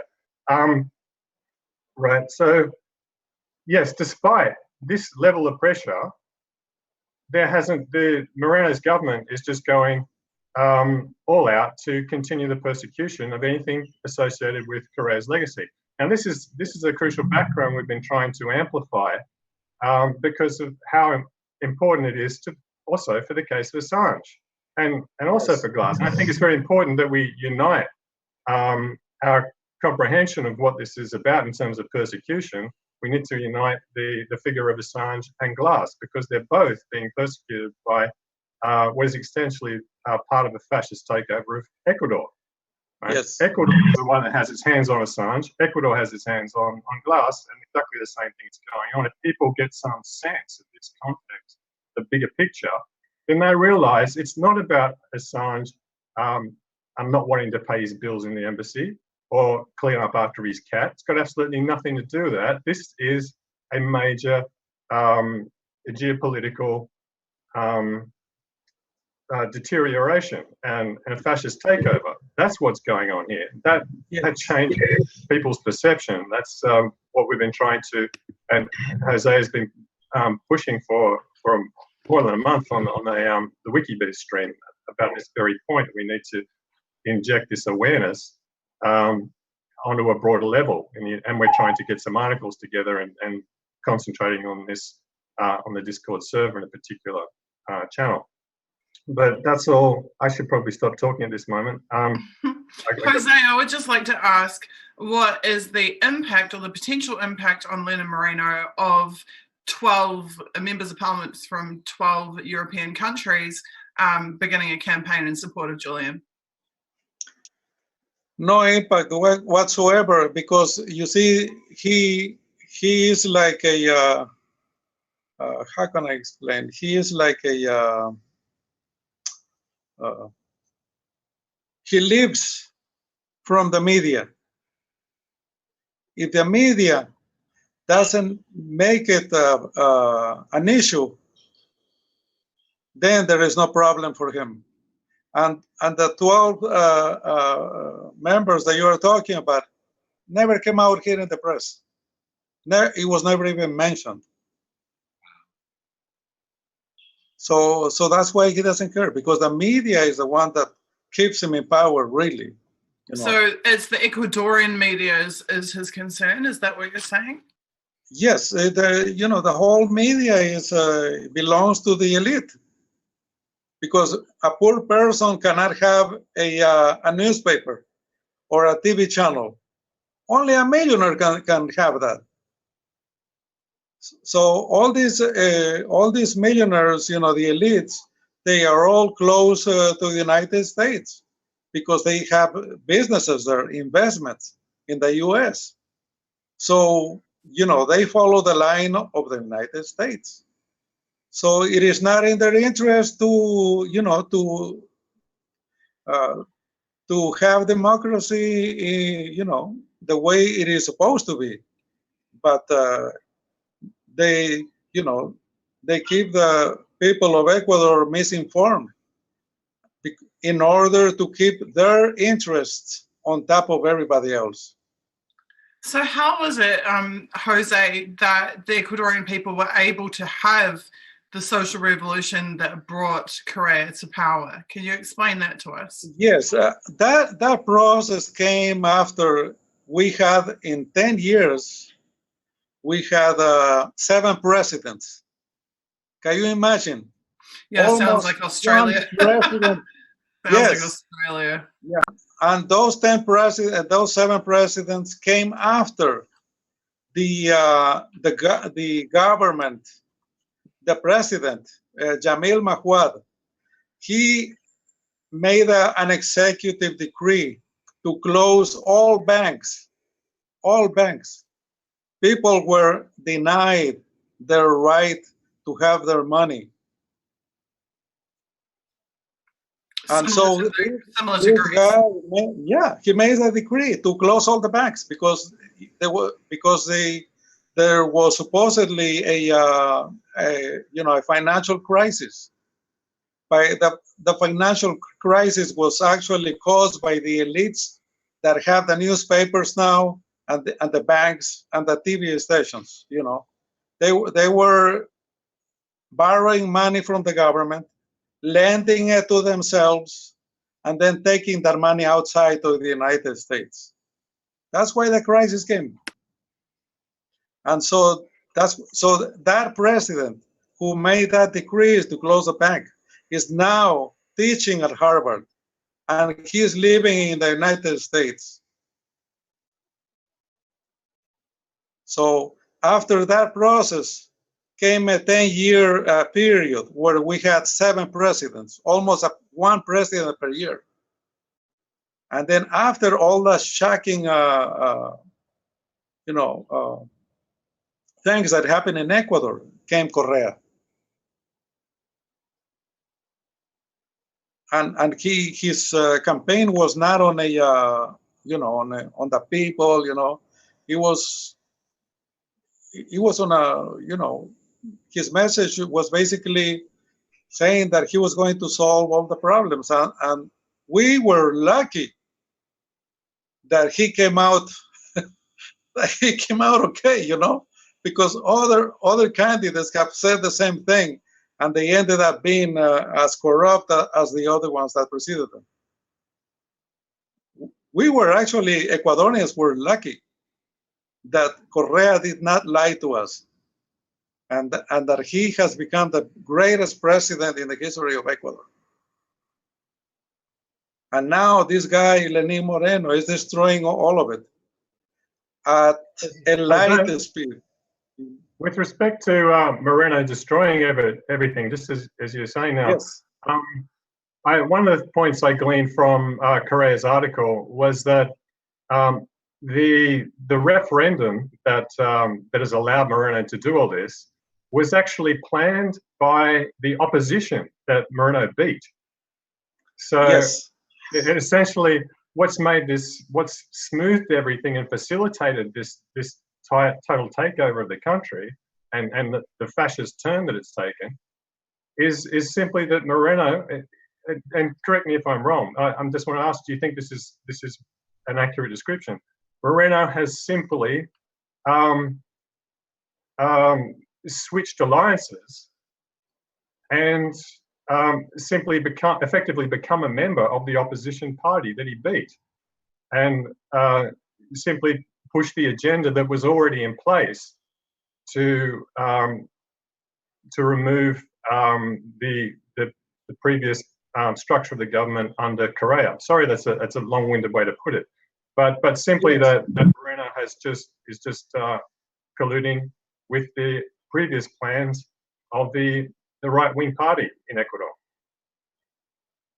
Right. Well, Lenin Moreno is an opportunist. He wasn't waiting in line until his turn came. Yeah. That's basically what it boils down to. This is a guy who was waiting for his opportunity. And when the time came, he grabbed it. And there he showed what he really was about, an opportunist. Yeah. And the media essentially was already on the side of the right wing, as you described. So yes. It was a close election, as I recall, that Moreno won. But and that was largely because the mood in the media had become increasingly hostile and successful in this campaign of hostility against Correa. So now all these things happen with the referendum, the inversion, yes. the total gutting and replacement of the Constitutional Court, etc. And the media talks about it as if it's all normal, natural, and just uses yes. calm adjectives that bizarrely validate all of these things. And people, especially internationally as well, take that view of Ecuador, that it's been, for instance, I see on various economics websites and things like that, the view that this is great, that the Correa's repressive regime has been wiped out, and now we have a situation which is amenable to the usual suspects, the IMF, etc., and rearrangement of loans for Ecuador that are tied to U.S. interests, etc. Yes, well, he made an agreement with the IMF. Yeah. And the usual, cut social spending, cut medical spending, health spending, cut social services, cut, and and fire government employees. So all that is going to create an economic, recession in a country where you remove, a good percentage of the investment of the economy in a short time. So right now we are in a recession, and the IMF is the one that is behind this. They want us to, as I have said before, they want us to become a borrower nation, not a productive nation. They want us to borrow money and pay, and because they live on the interest. I'd just like to add, so I don't have much more to contribute in this context, but I will say that we are making some progress towards getting articles together on this, and that some are coming out from other sources. Just today, there's a very good article specifically addressing glass and the situation of persecution in Ecuador that just appeared on Counterpunch. There's been a couple on Counterpunch, as I mentioned. Correa's article was on Counterpunch. So I encourage anybody here with a journalistic orientation out there listening to just try and focus in on this and tease out what's actually going on. Unfortunately, when someone like Correa writes, there can be a perception that he's just trying to defend himself or his image or his legacy or something like that, and to discount the points that he makes. But you check them out; they're very solid. So I'll just end on that note for the moment. Okay. Well, we have another fantastic journalist with us here tonight, and that's Margaret Kimberley from Black Agenda Report. Welcome to the stream, Margaret. Are there any questions that you would like to ask Jose while he's still with us? And unmute your mic. I got it. There you go. You're unmuted. I came in the middle, so I'm sorry if I'm repeating anything. But what is there anything people can do in the rest of the world to influence the Ecuadorian government, or does the pressure now have to be put on the government of the UK?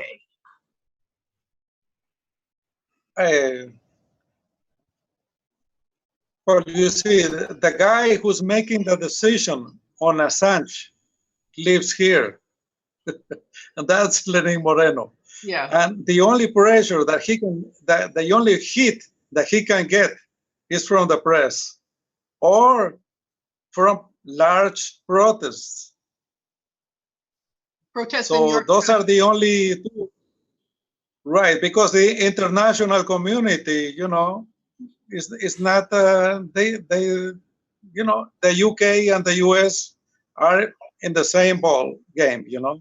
Yeah. So they are not interested in pressuring Lenin Moreno. So to me, you know, that's because Lenin Moreno is in power right now because of the media. Nothing else. Nothing else. The media. Jose, can I jump in here? Yes. What can you tell us about negotiations that are going on between the U.S. and Ecuador about the fate of Julian Assange?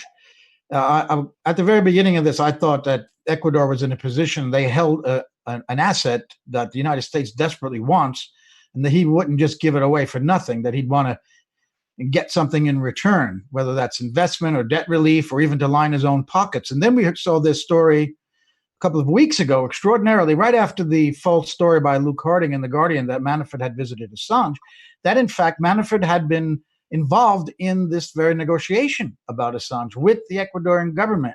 So in an interview that I saw with an Ecuadorian TV station of the new ambassador in London, he said that the U.S. has had no contact with Ecuador whatsoever. They only hear public statements from the U.S. Now that cannot be believed. So can you fill us in on what you know about the context between the U.S. and Ecuador, including the visits by Vice President Pence and earlier by some generals a few months ago before this all began? What is going on between U.S. Ecuadorian contacts now about Assange? Can you fill us in? Well, you know, we know very little about that, but we do know that it was definitely discussed with Pence and also Manafort. There is some talk that there was a conversation with Lenin on that. So, because you see, here's where it comes Chevron. Chevron has been pressuring Trump to solve their problem, you know, their 12 billion ruling that they had a few years ago. So they are desperate to look for an arrangement with Ecuador. So Manafort was one of the reasons Manafort came was to try to see what he can do for Chevron. And so the oil I'm sure that, I'm sure that Manafort talked about Assange too, you know. It's no question about it. So, you know, I would like to, I would like to tell you that one good guest that you can invite is Steve Donziger, because he has a lot of inside information on the government of Ecuador. And who is that? Because you see, he has Steve Donziger from Amazon Watch, I think it is. Because you see, he represents the Ecuadorian communities against Chevron. So he has a lot of contacts inside Ecuador. So he would be a good guest to invite. Mm-hmm. So do you think that Moreno, if he gets the deal that he wants from the U.S., will then open up the doors for the British police to enter? Is that what's holding this up? Because it's been months, a couple of months now, since it was seemed to be an imminent end of Assange's asylum in the embassy, and now nothing's happened for these weeks. Is it because they're negotiating and they haven't reached a deal yet? There is some rumors here that Lenin Moreno may call for an early election, where he would not be in the for re-election again. Really? Yes. Why? So that's if he loves power so much, why does he want to do have an election where he would lose? Well, yes, and because he's the polls in Ecuador are plummeting on him, and the way he's going, he's not going to have anyone interested in what he says. So, what would be the most likely replacement government if that were to happen, Jose? The right-wing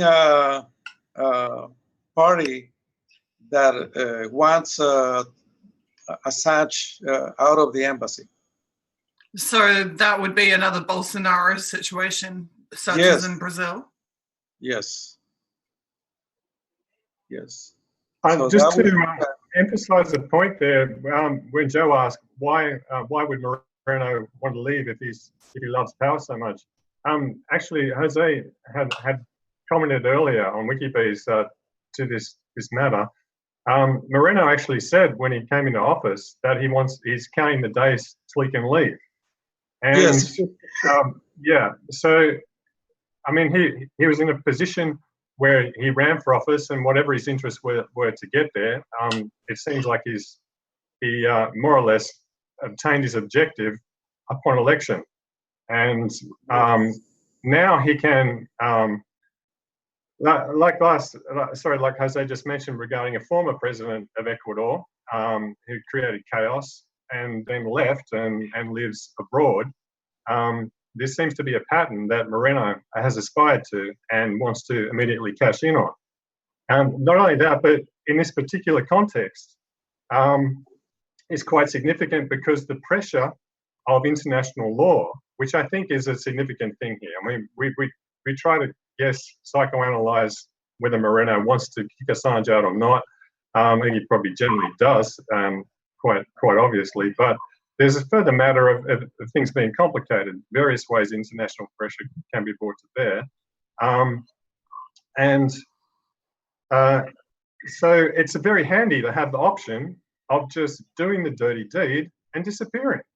So then where's the accountability come into effect? There's no possibility to hold anyone accountable for a decision that an executive makes and then departs from the picture. So you can't chase them up. I mean, possibly you could chase them into a jurisdiction like the US or something like that, but there'd be so much defending them, so much insulation that they would have there from. Yes. So yeah, so that's something to bear in mind with all this, and also the question of the eviction. I don't want to go off on too much of a tangent here, but it's not just a matter of whether Assange leaves voluntarily or Ecuador kicks him out. There's also the matter of whether they claim there's some sort of medical basis for having Assange removed from the embassy. So they're going to pretend they're not kicking him out when really they're kicking him out. That's actually something that Julian himself mentioned, and I should really take the moment to read this. His actual statement to the Ecuadorian court, which hasn't had a lot of attention, but this is the first thing we've heard from Assange for a long time and speaks directly to the situation. Talking about the pressure that Ecuador is putting on him at the moment, he's saying he thinks this is the creation of a series of threats. Sorry, he thinks that the creation of a series of threats by Ecuador on him will produce a situation that will inevitably lead to a health crisis. So he focuses on that particular point here, resulting in my death or hospitalization or political excuse for illegally being handed over to the British and extradited to the US, where I face a potential life sentence. So the way he sees it, what's happening to him, his treatment from Ecuador, is that it's all focusing somehow on his health, because then Ecuador has an excuse. Right. Either it kills him, in which case, they say, well, that's terrible, we did our best, but he died, sadly. Or he gets hospitalized, there's some medical emergency, and they could possibly precipitate that by some means of espionage, I don't know. Or a political excuse. So Moreno has already said several times that it's just not appropriate for somebody to be in an embassy that long. So, and obviously it isn't. He's not getting, his health is deteriorating. So there's a cover there. Ecuador can say, well, it's not our fault. We can't give him what he needs in the embassy, even if we wanted to.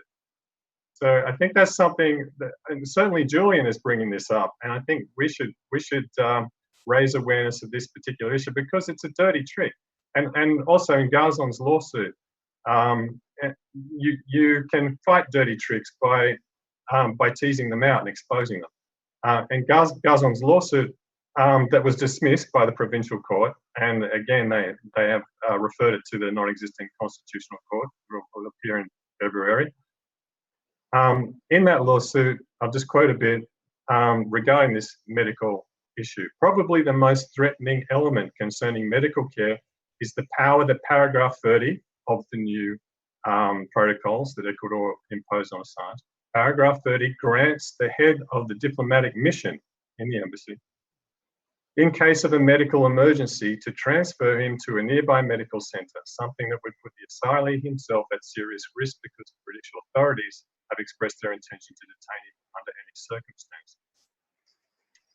Yes. So I'm sorry I sort of went off on a little bit of a tangent there, but I think this also speaks to the relationship between Ecuador and Britain in this, because Britain could solve this issue, as everybody's been saying for years, by giving an assurance that he won't be extradited to the US, because then he leaves the embassy. Ecuador's out of the picture, and he's out of danger.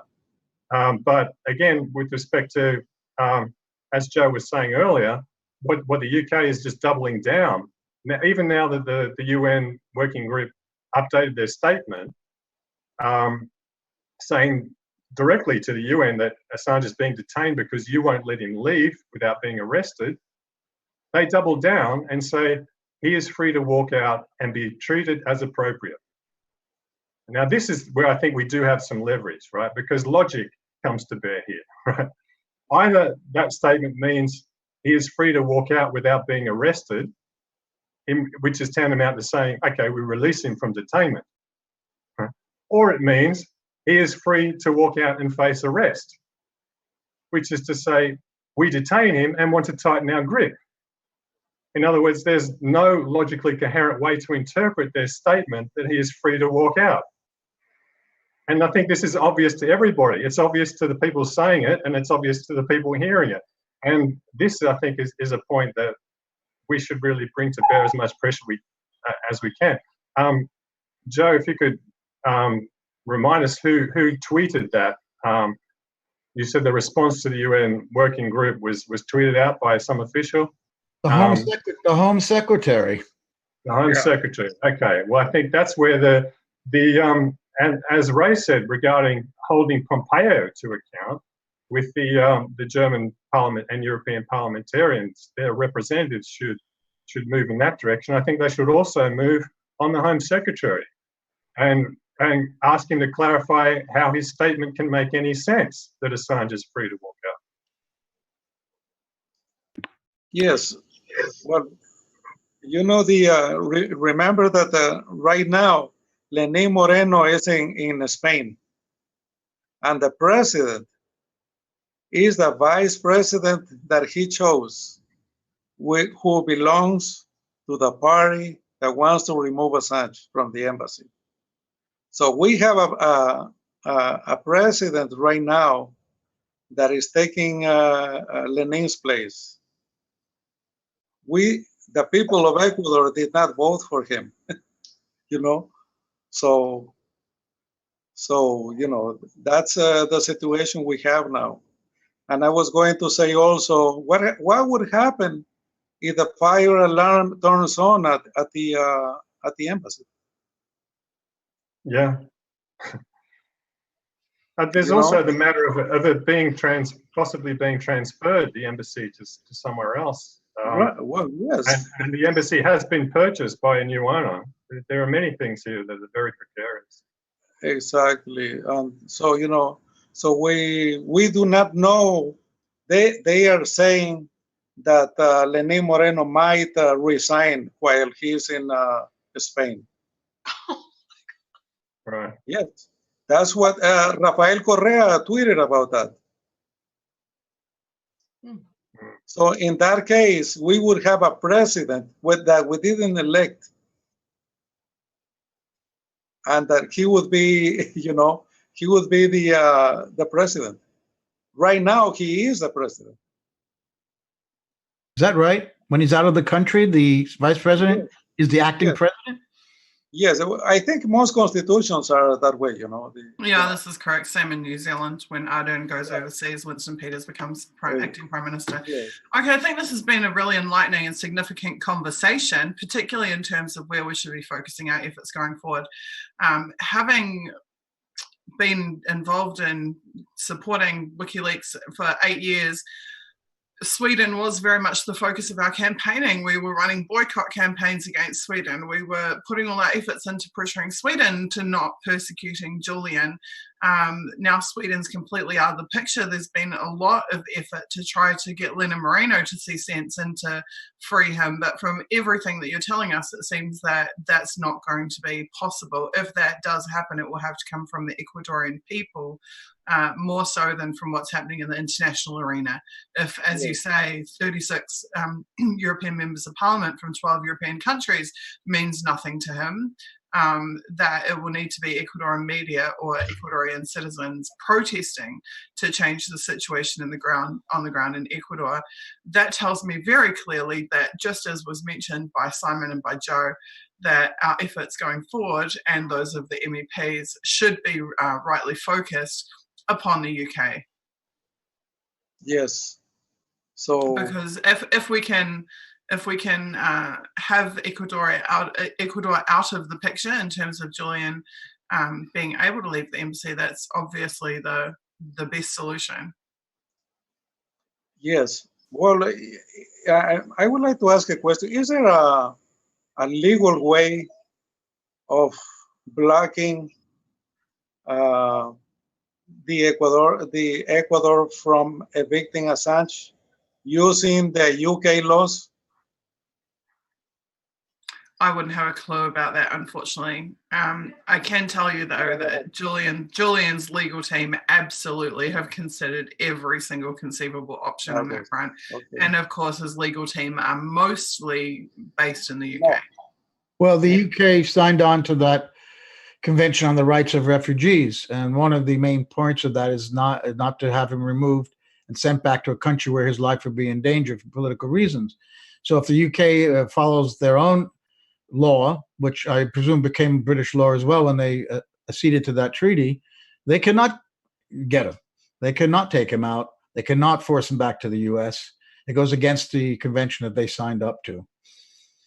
Yes. But again, they don't seem to care very much about that, do they? You're talking about dictatorship in Ecuador. Oh, yes. When it comes to certain issues in Western countries, we come pretty close too. Oh, yes, I'm sure. One last question I would like to, do you know how Julian Assange is getting his food? I believe that his legal team have been bringing him in food. Because I remember that the embassy there does not allow the legal team every day to come in to see him. Is that right? Correct. There had been some question of whether he had received food at all during an Ecuadorian holiday period when the embassy was shut.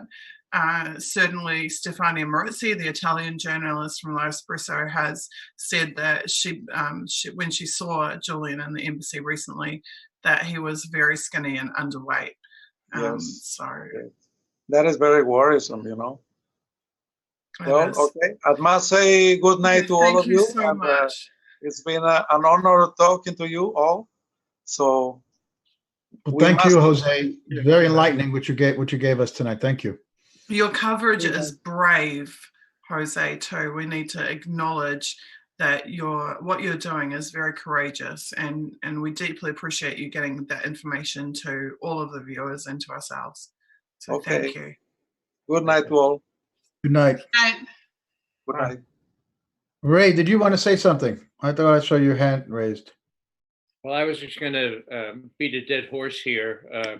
Probably not worth doing now that Jose is gone, but when Susie was leading into how it was that Correa got elected, there must have been some sort of constellation of forces that elected him anyway. And it seemed to me that if we could identify that constellation of forces now, and if it's the media, try to figure out some transmitter that we can set up and get the real information to the people suffering as they are under Lenín Moreno.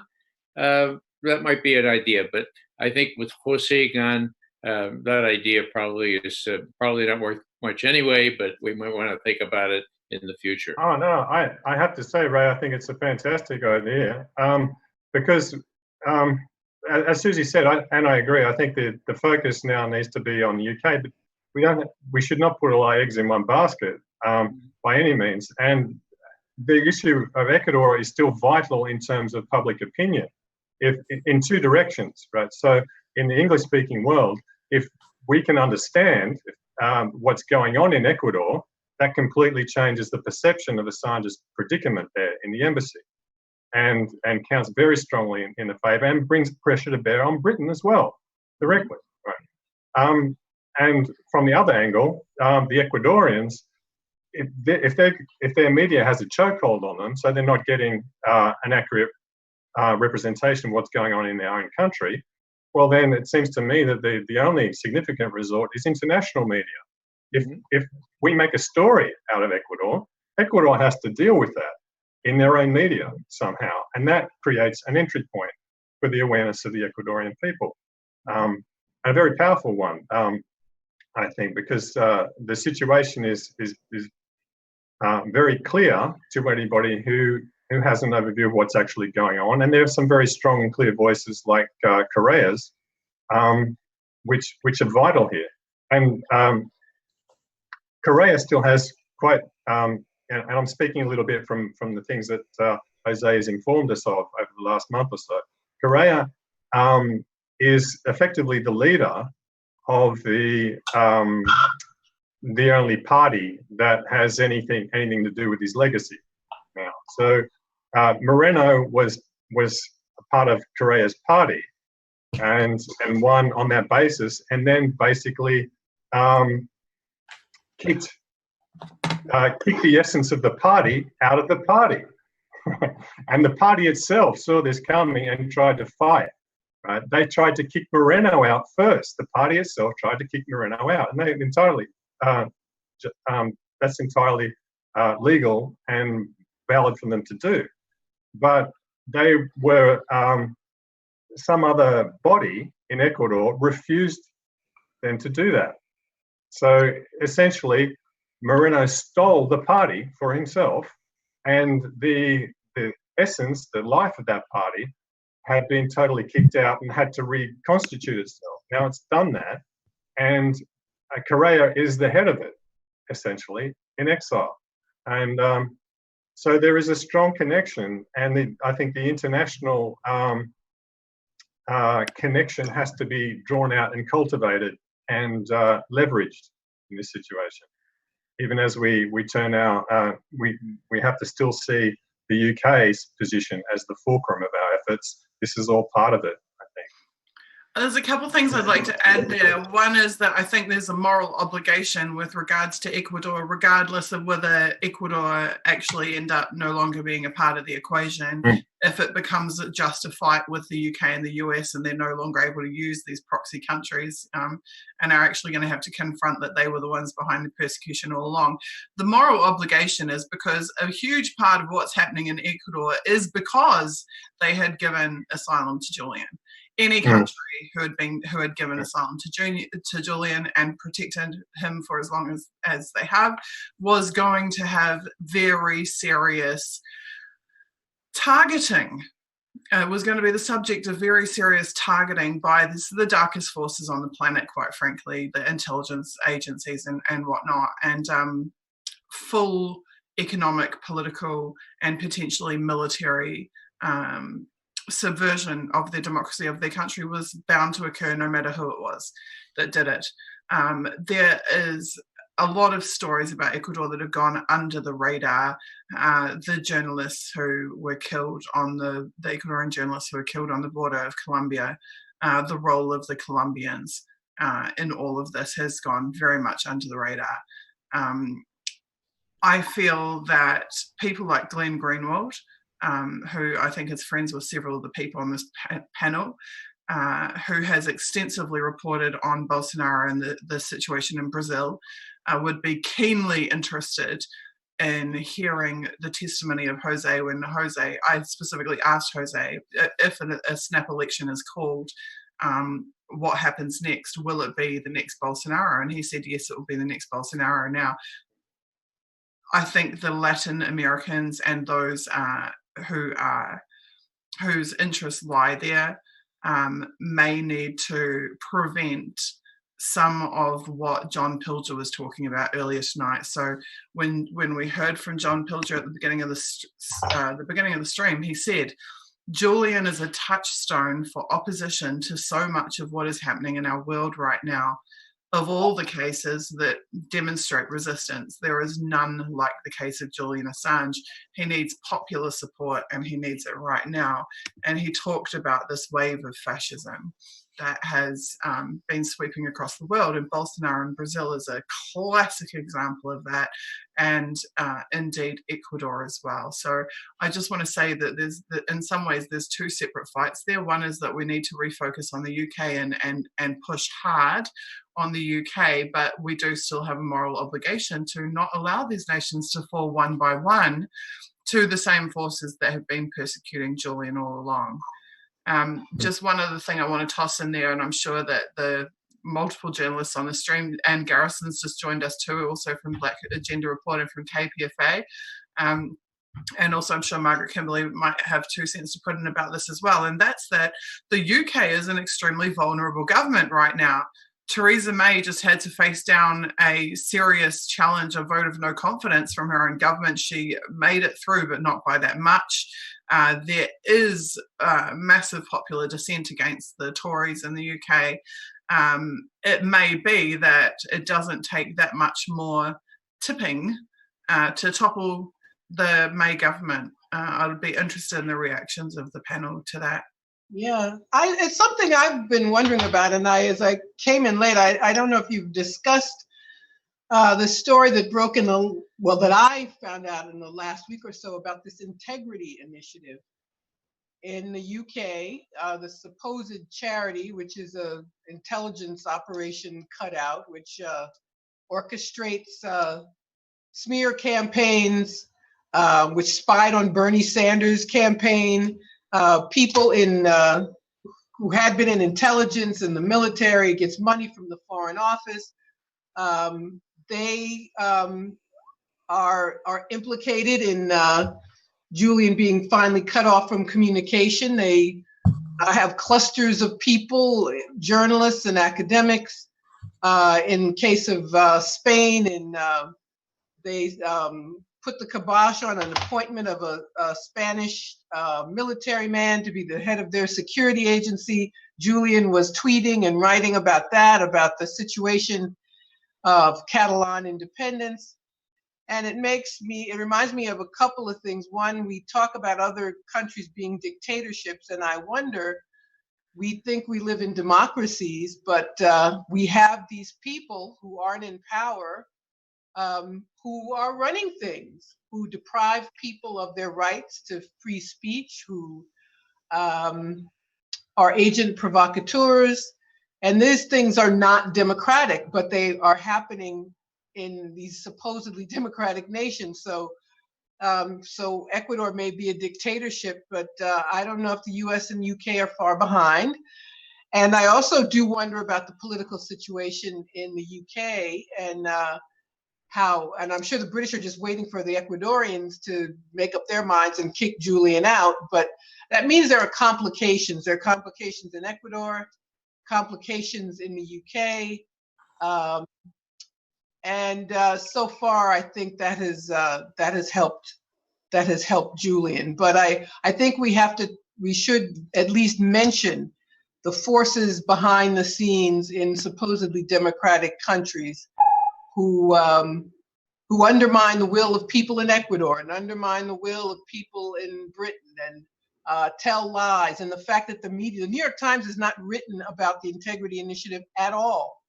The British press has tried to ignore it. There's some investigations in Parliament, but it's the kind of things that impacts what happens in countries we like to think of as democracies, but which in fact are not. So those are just some of the thoughts I had about some other things that are impacting Julian's situation. Well, that has just jogged my memory about something very significant, which is those revelations that you're just talking about, where they actually spied on and infiltrated and subverted political parties in the middle of a campaign in a democracy. That reminds me of a WikiLeaks publication. I personally think, from a Western perspective, it was one of the most important revelations, and that was CIA dispatch documents ordering the human intelligence spies of United States, Canada, United Kingdom, Australia, and New Zealand, dispatching their spies directly to infiltrate the parties in the, I believe it was 2012 French presidential election. Now that was a deliberate act of basically sabotage, but certainly espionage against the election of an ally. It was an act of collusion, I would even go so far as to say. It was an act of collusion to manifestly impact the outcome of the so-called democratic election of an ally of the United States.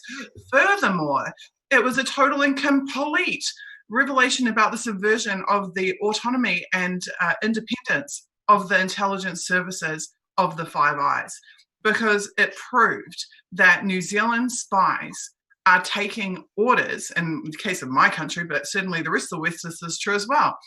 They're being dispatched by a foreign power. This is so far against everything that you could ever conceive of in terms of sovereignty for a nation. So we had an intelligence oversight panel.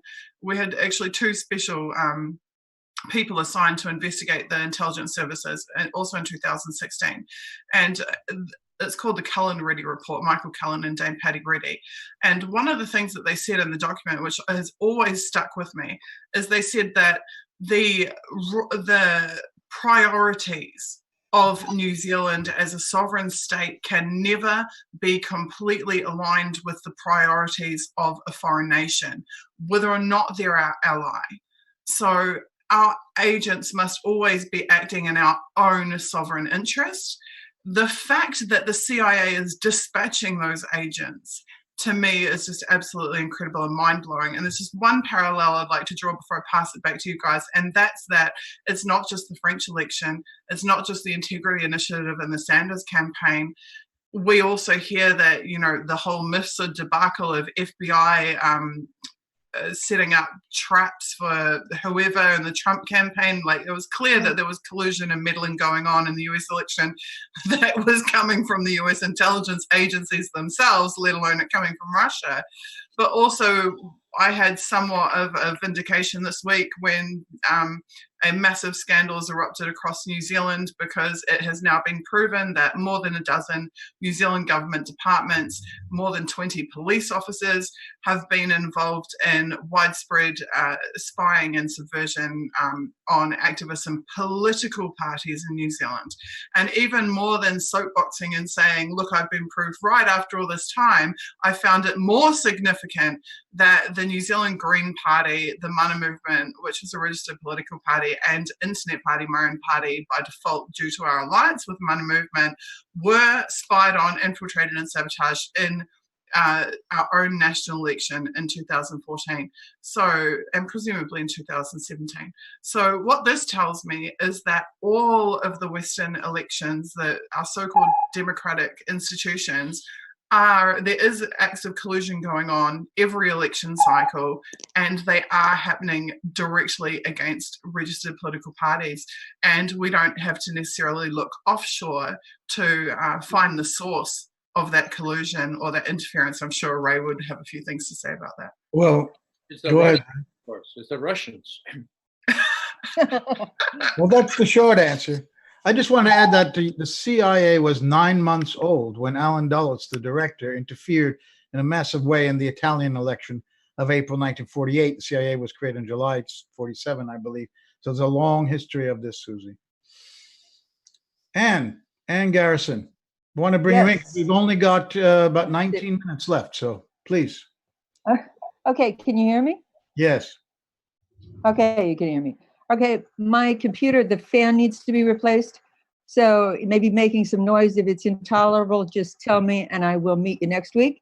No, we can hear you. But you're not hearing the fan? No. The only fan I hear is the fan of Julian Assange that's speaking. Okay. Right. Yes. Okay.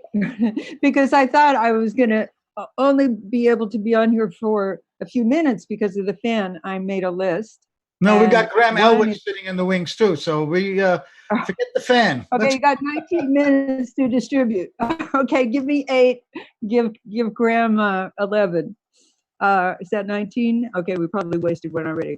I hope you'll get a piece about Ecuador, about everything that's been said about Ecuador tonight on the Consortium News. Well, I will take that into consideration. I'll have. Why don't you whip something up? I think Jose, it would be great if he could write something for us, or Simon. Yeah.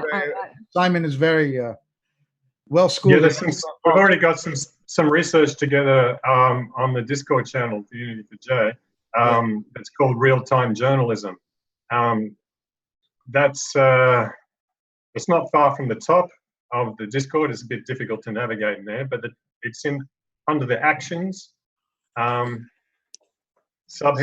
and it's about 3 or 4 channels down from there. It's called Real Time Journalism. Simon's done some great pieces in the past for antiwar.com, so I think he would be a fantastic recruit for writing for Forget antiwar.com. Back to Anne. Yeah. Okay, I want to know, does anyone have a list of the members of European Parliament who have signed a statement in support of Julian? Yes, that their names appear on the statement itself, which has been tweeted out by WikiLeaks, so we could get you that link.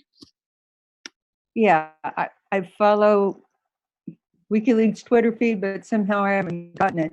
I sent a letter to the only European parliamentarian I know who is a Spanish delegate today, but if she's already on the list, there is no point in my spending any more time on that.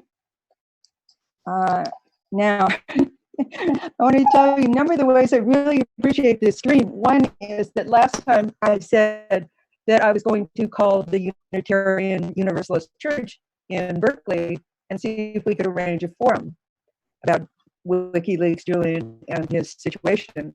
And I didn't do this until about an hour before the stream started.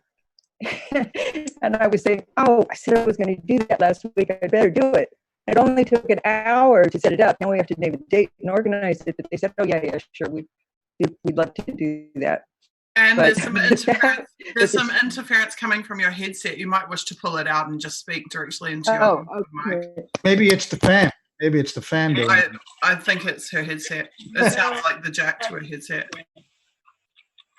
It's the fan. Okay, well, why don't I sign off and meet you again next week? Just know that I arranged this event at the Berkeley Unitarian Universalist Church. Yeah, you've broken up. I'll tell you more next. Okay. Thank you, Anne. That'd be great if we could have you back. If you could rejoin the stream next week, that would be awesome. And you have been doing amazing work also in covering these streams as well. So thank you for that.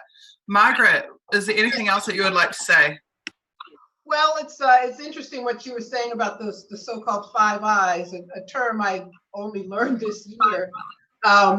But these other nations, your native country, or Canada, Australia, UK, they're puppet governments of the US.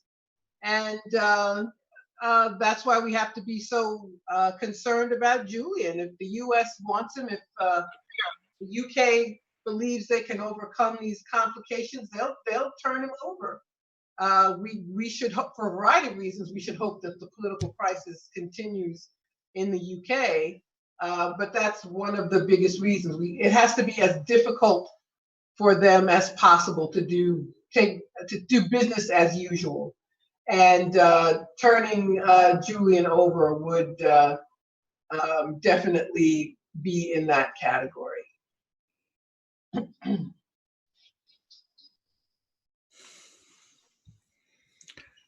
Graham Elwood is standing by. Do you want to join us, Graham? Unmute your microphone.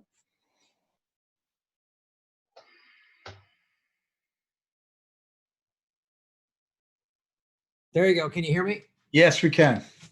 Well, thanks for having me on. The thing I would like to talk briefly here, I know the stream is almost ending, but, you know, when I see that the media is not, the mainstream media in America is not sticking up for Julian Assange, when I see people who call themselves on the left not sticking up for Julian Assange, there's no more evidence of how crazy everybody is than the fact that Trump, who I'm not a fan of, is talking about pulling out of Syria, ending war, bringing 2,000 soldiers home, and people on the left are going nuts.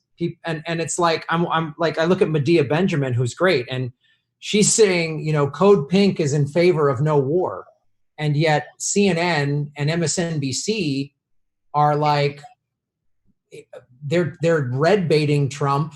It's the craziest thing I've seen. People in Hollywood, like so-called Hollywood lefties, are mocking him for, like, I'm not a fan of Trump, but I'm more not a fan of war than that. And it's like, I think as like Medea Benjamin said on her Twitter feed, she said, talking with, she said, perhaps this is the time to see which groups put peace over partisan politics, because she's like, Code Pink is absolutely in favor of pulling out of Syria. And I've seen prominent Syrian people saying, you know, we've been out, Russia has been in Syria since the 70s, the United States hasn't. They, you know, and whatever Trump's real reasons are, I don't know, it's crazy. But the fact that we're in this sort of surrealistic, upside down world where, I mean, like, I've said this before, but it would be as though if imagine if in the 70s, Hollywood liberals, you know, went after Jane Fonda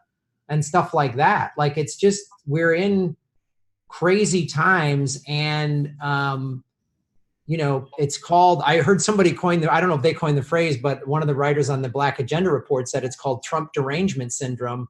They just are going crazy. They can't handle. And there's a lot of stuff he's doing that I absolutely do not like and I'm not in favor of.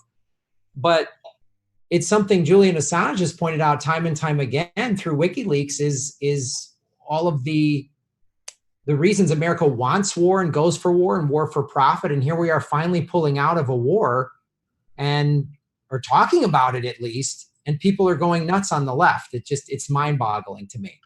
You know, Rachel Maddow of MSNBC, I saw someone tweet this. I don't watch it. But apparently she said that the families of these troops are going to suffer when their soldiers come home, that they're going to be distraught by this. Can you imagine? That is the essence of insanity right there.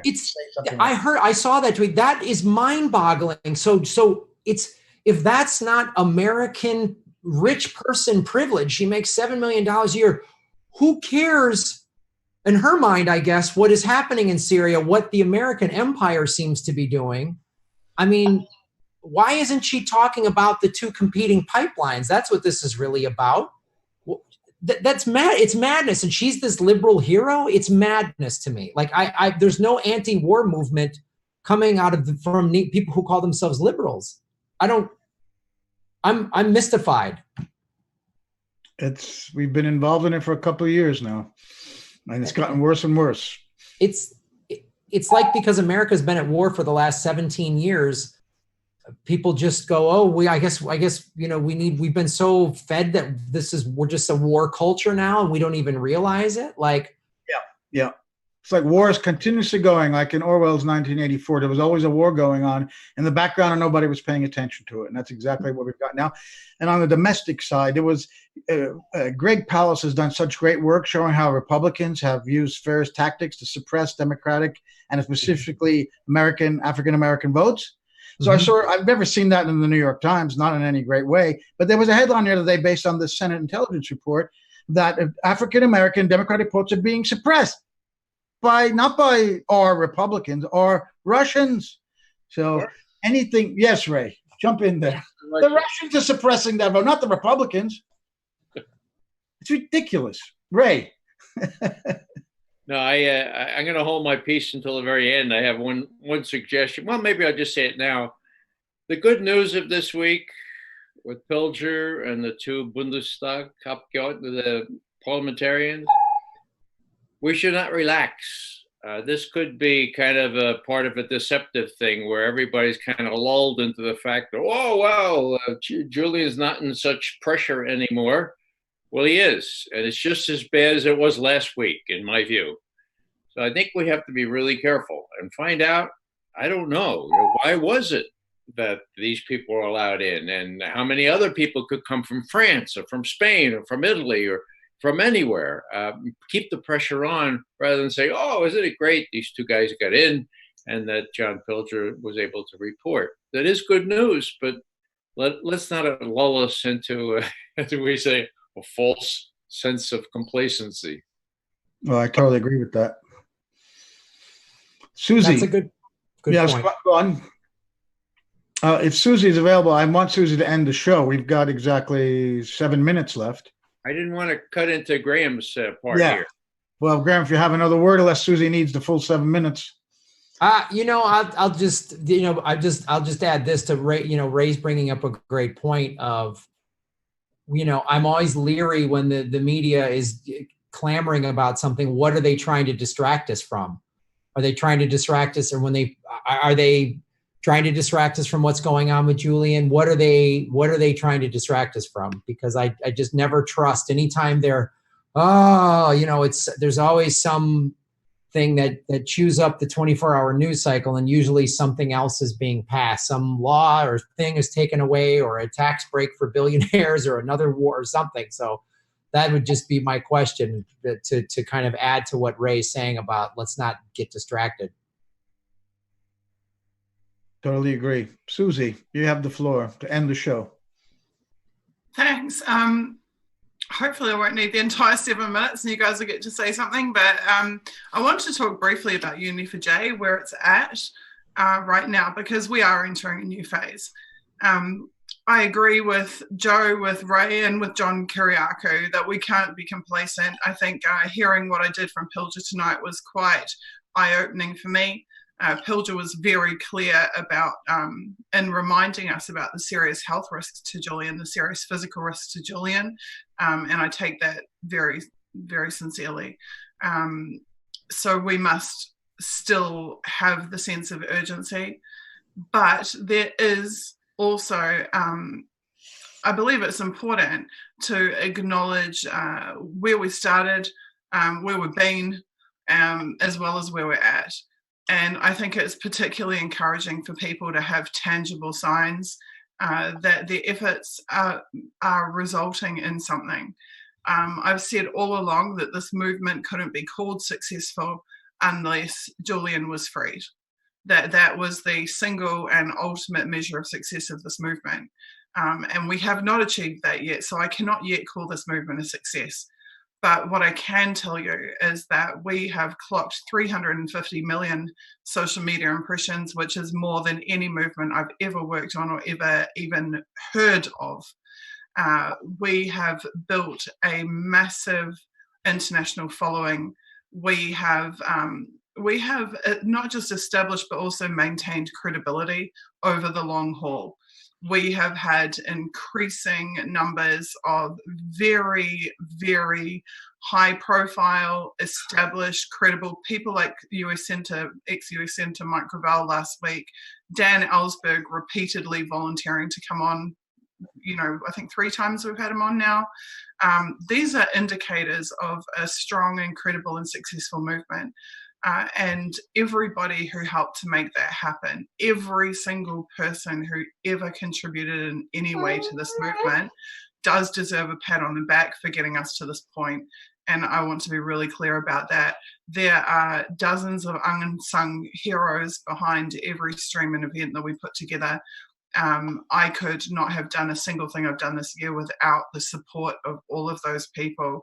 The 70-something, 80 participants that we've had fronting the vigils, particularly Joe Lauria and Consortium, who have stepped up and put their full weight behind it, which is an incredibly honourable thing to do and for which I'm really, really grateful. Now, when I say that Unity for J is moving into a new phase, it's very important that this movement continues to evolve. And one of the things I can tell you that WikiLeaks has deeply appreciated about this movement is our ability to innovate. We have never stagnated. We have always come up with something new, added in something else to the mix, and kept moving and kept moving forward and kept building, to the extent that those few critics, and they really are very few in number, that this movement has had, have not been able to touch us in terms of our progress. Our progress has not at all been inhibited by any criticism. There has been hundreds of positive messages in support of this movement for every one critical message. And that means that we have the endorsement, not just of all these wonderful high-profile people, but of the public at large. And that is a precious and incredible thing. Now, I don't think she'll mind you telling me that I was having a chat with Julian Assange recently. She has been she's a huge personal hero of mine, but she's also very, very wise and imparts much wisdom onto me. And one of the things that she said, I was talking to her about the targeting of activists, because we should acknowledge openly that a number of people involved with Unity for J, people who are in critical positions within the organization, have experienced some targeting and some pushback as a result, which they would have done also were they engaged in any other mass movement for any other topic. So it's not particularly just because of this one. It's more activism as a whole is in fact targeted by the forces who oppose it, and that's known now across the world. And I was saying to her, how do we support these people? What do we do? And she said that one of the best things that we can learn to do is to give whatever we can and then to pull back when we need to, and to move on to other things and put our attention elsewhere, to allow others to rise in our place and give what they can. And that I know this too from my experience in other movements, the best activists, the activists who are able to maintain long activism careers, and by that I don't mean financial at all, I mean careers in terms of their consistent activity for movements and for causes, are the ones who, as we say in activism, practice self-care, looking after themselves physically and their environment and maintaining stable relationships in their personal lives and stable conditions in their personal lives, knowing when it's time to step back and to let someone else step in. And by doing that, we make moving targets of ourselves. It's a lot harder for the intelligence services to have to, what is that game, the kids game where the little chipmunks pop up and you have to smack this one, that one. Whack-a-mole, thank you, whack-a-mole.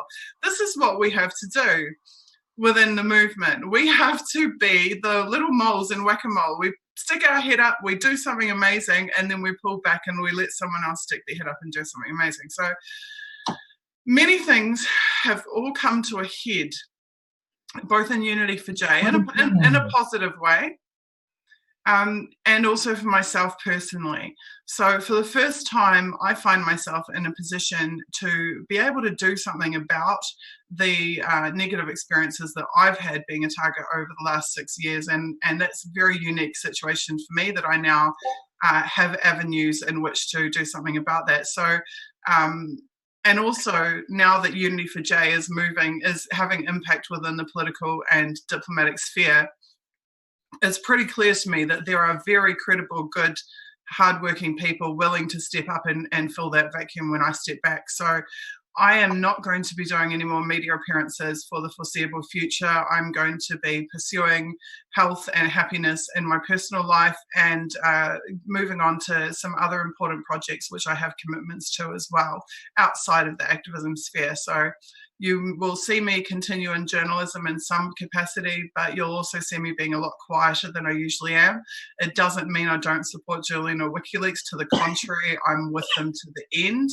And I will do whatever I can for all of the people who have been a part of this. But I have every confidence that the Vigils under Joe Laurie and consortium will continue to grow and be fantastic and to have impact.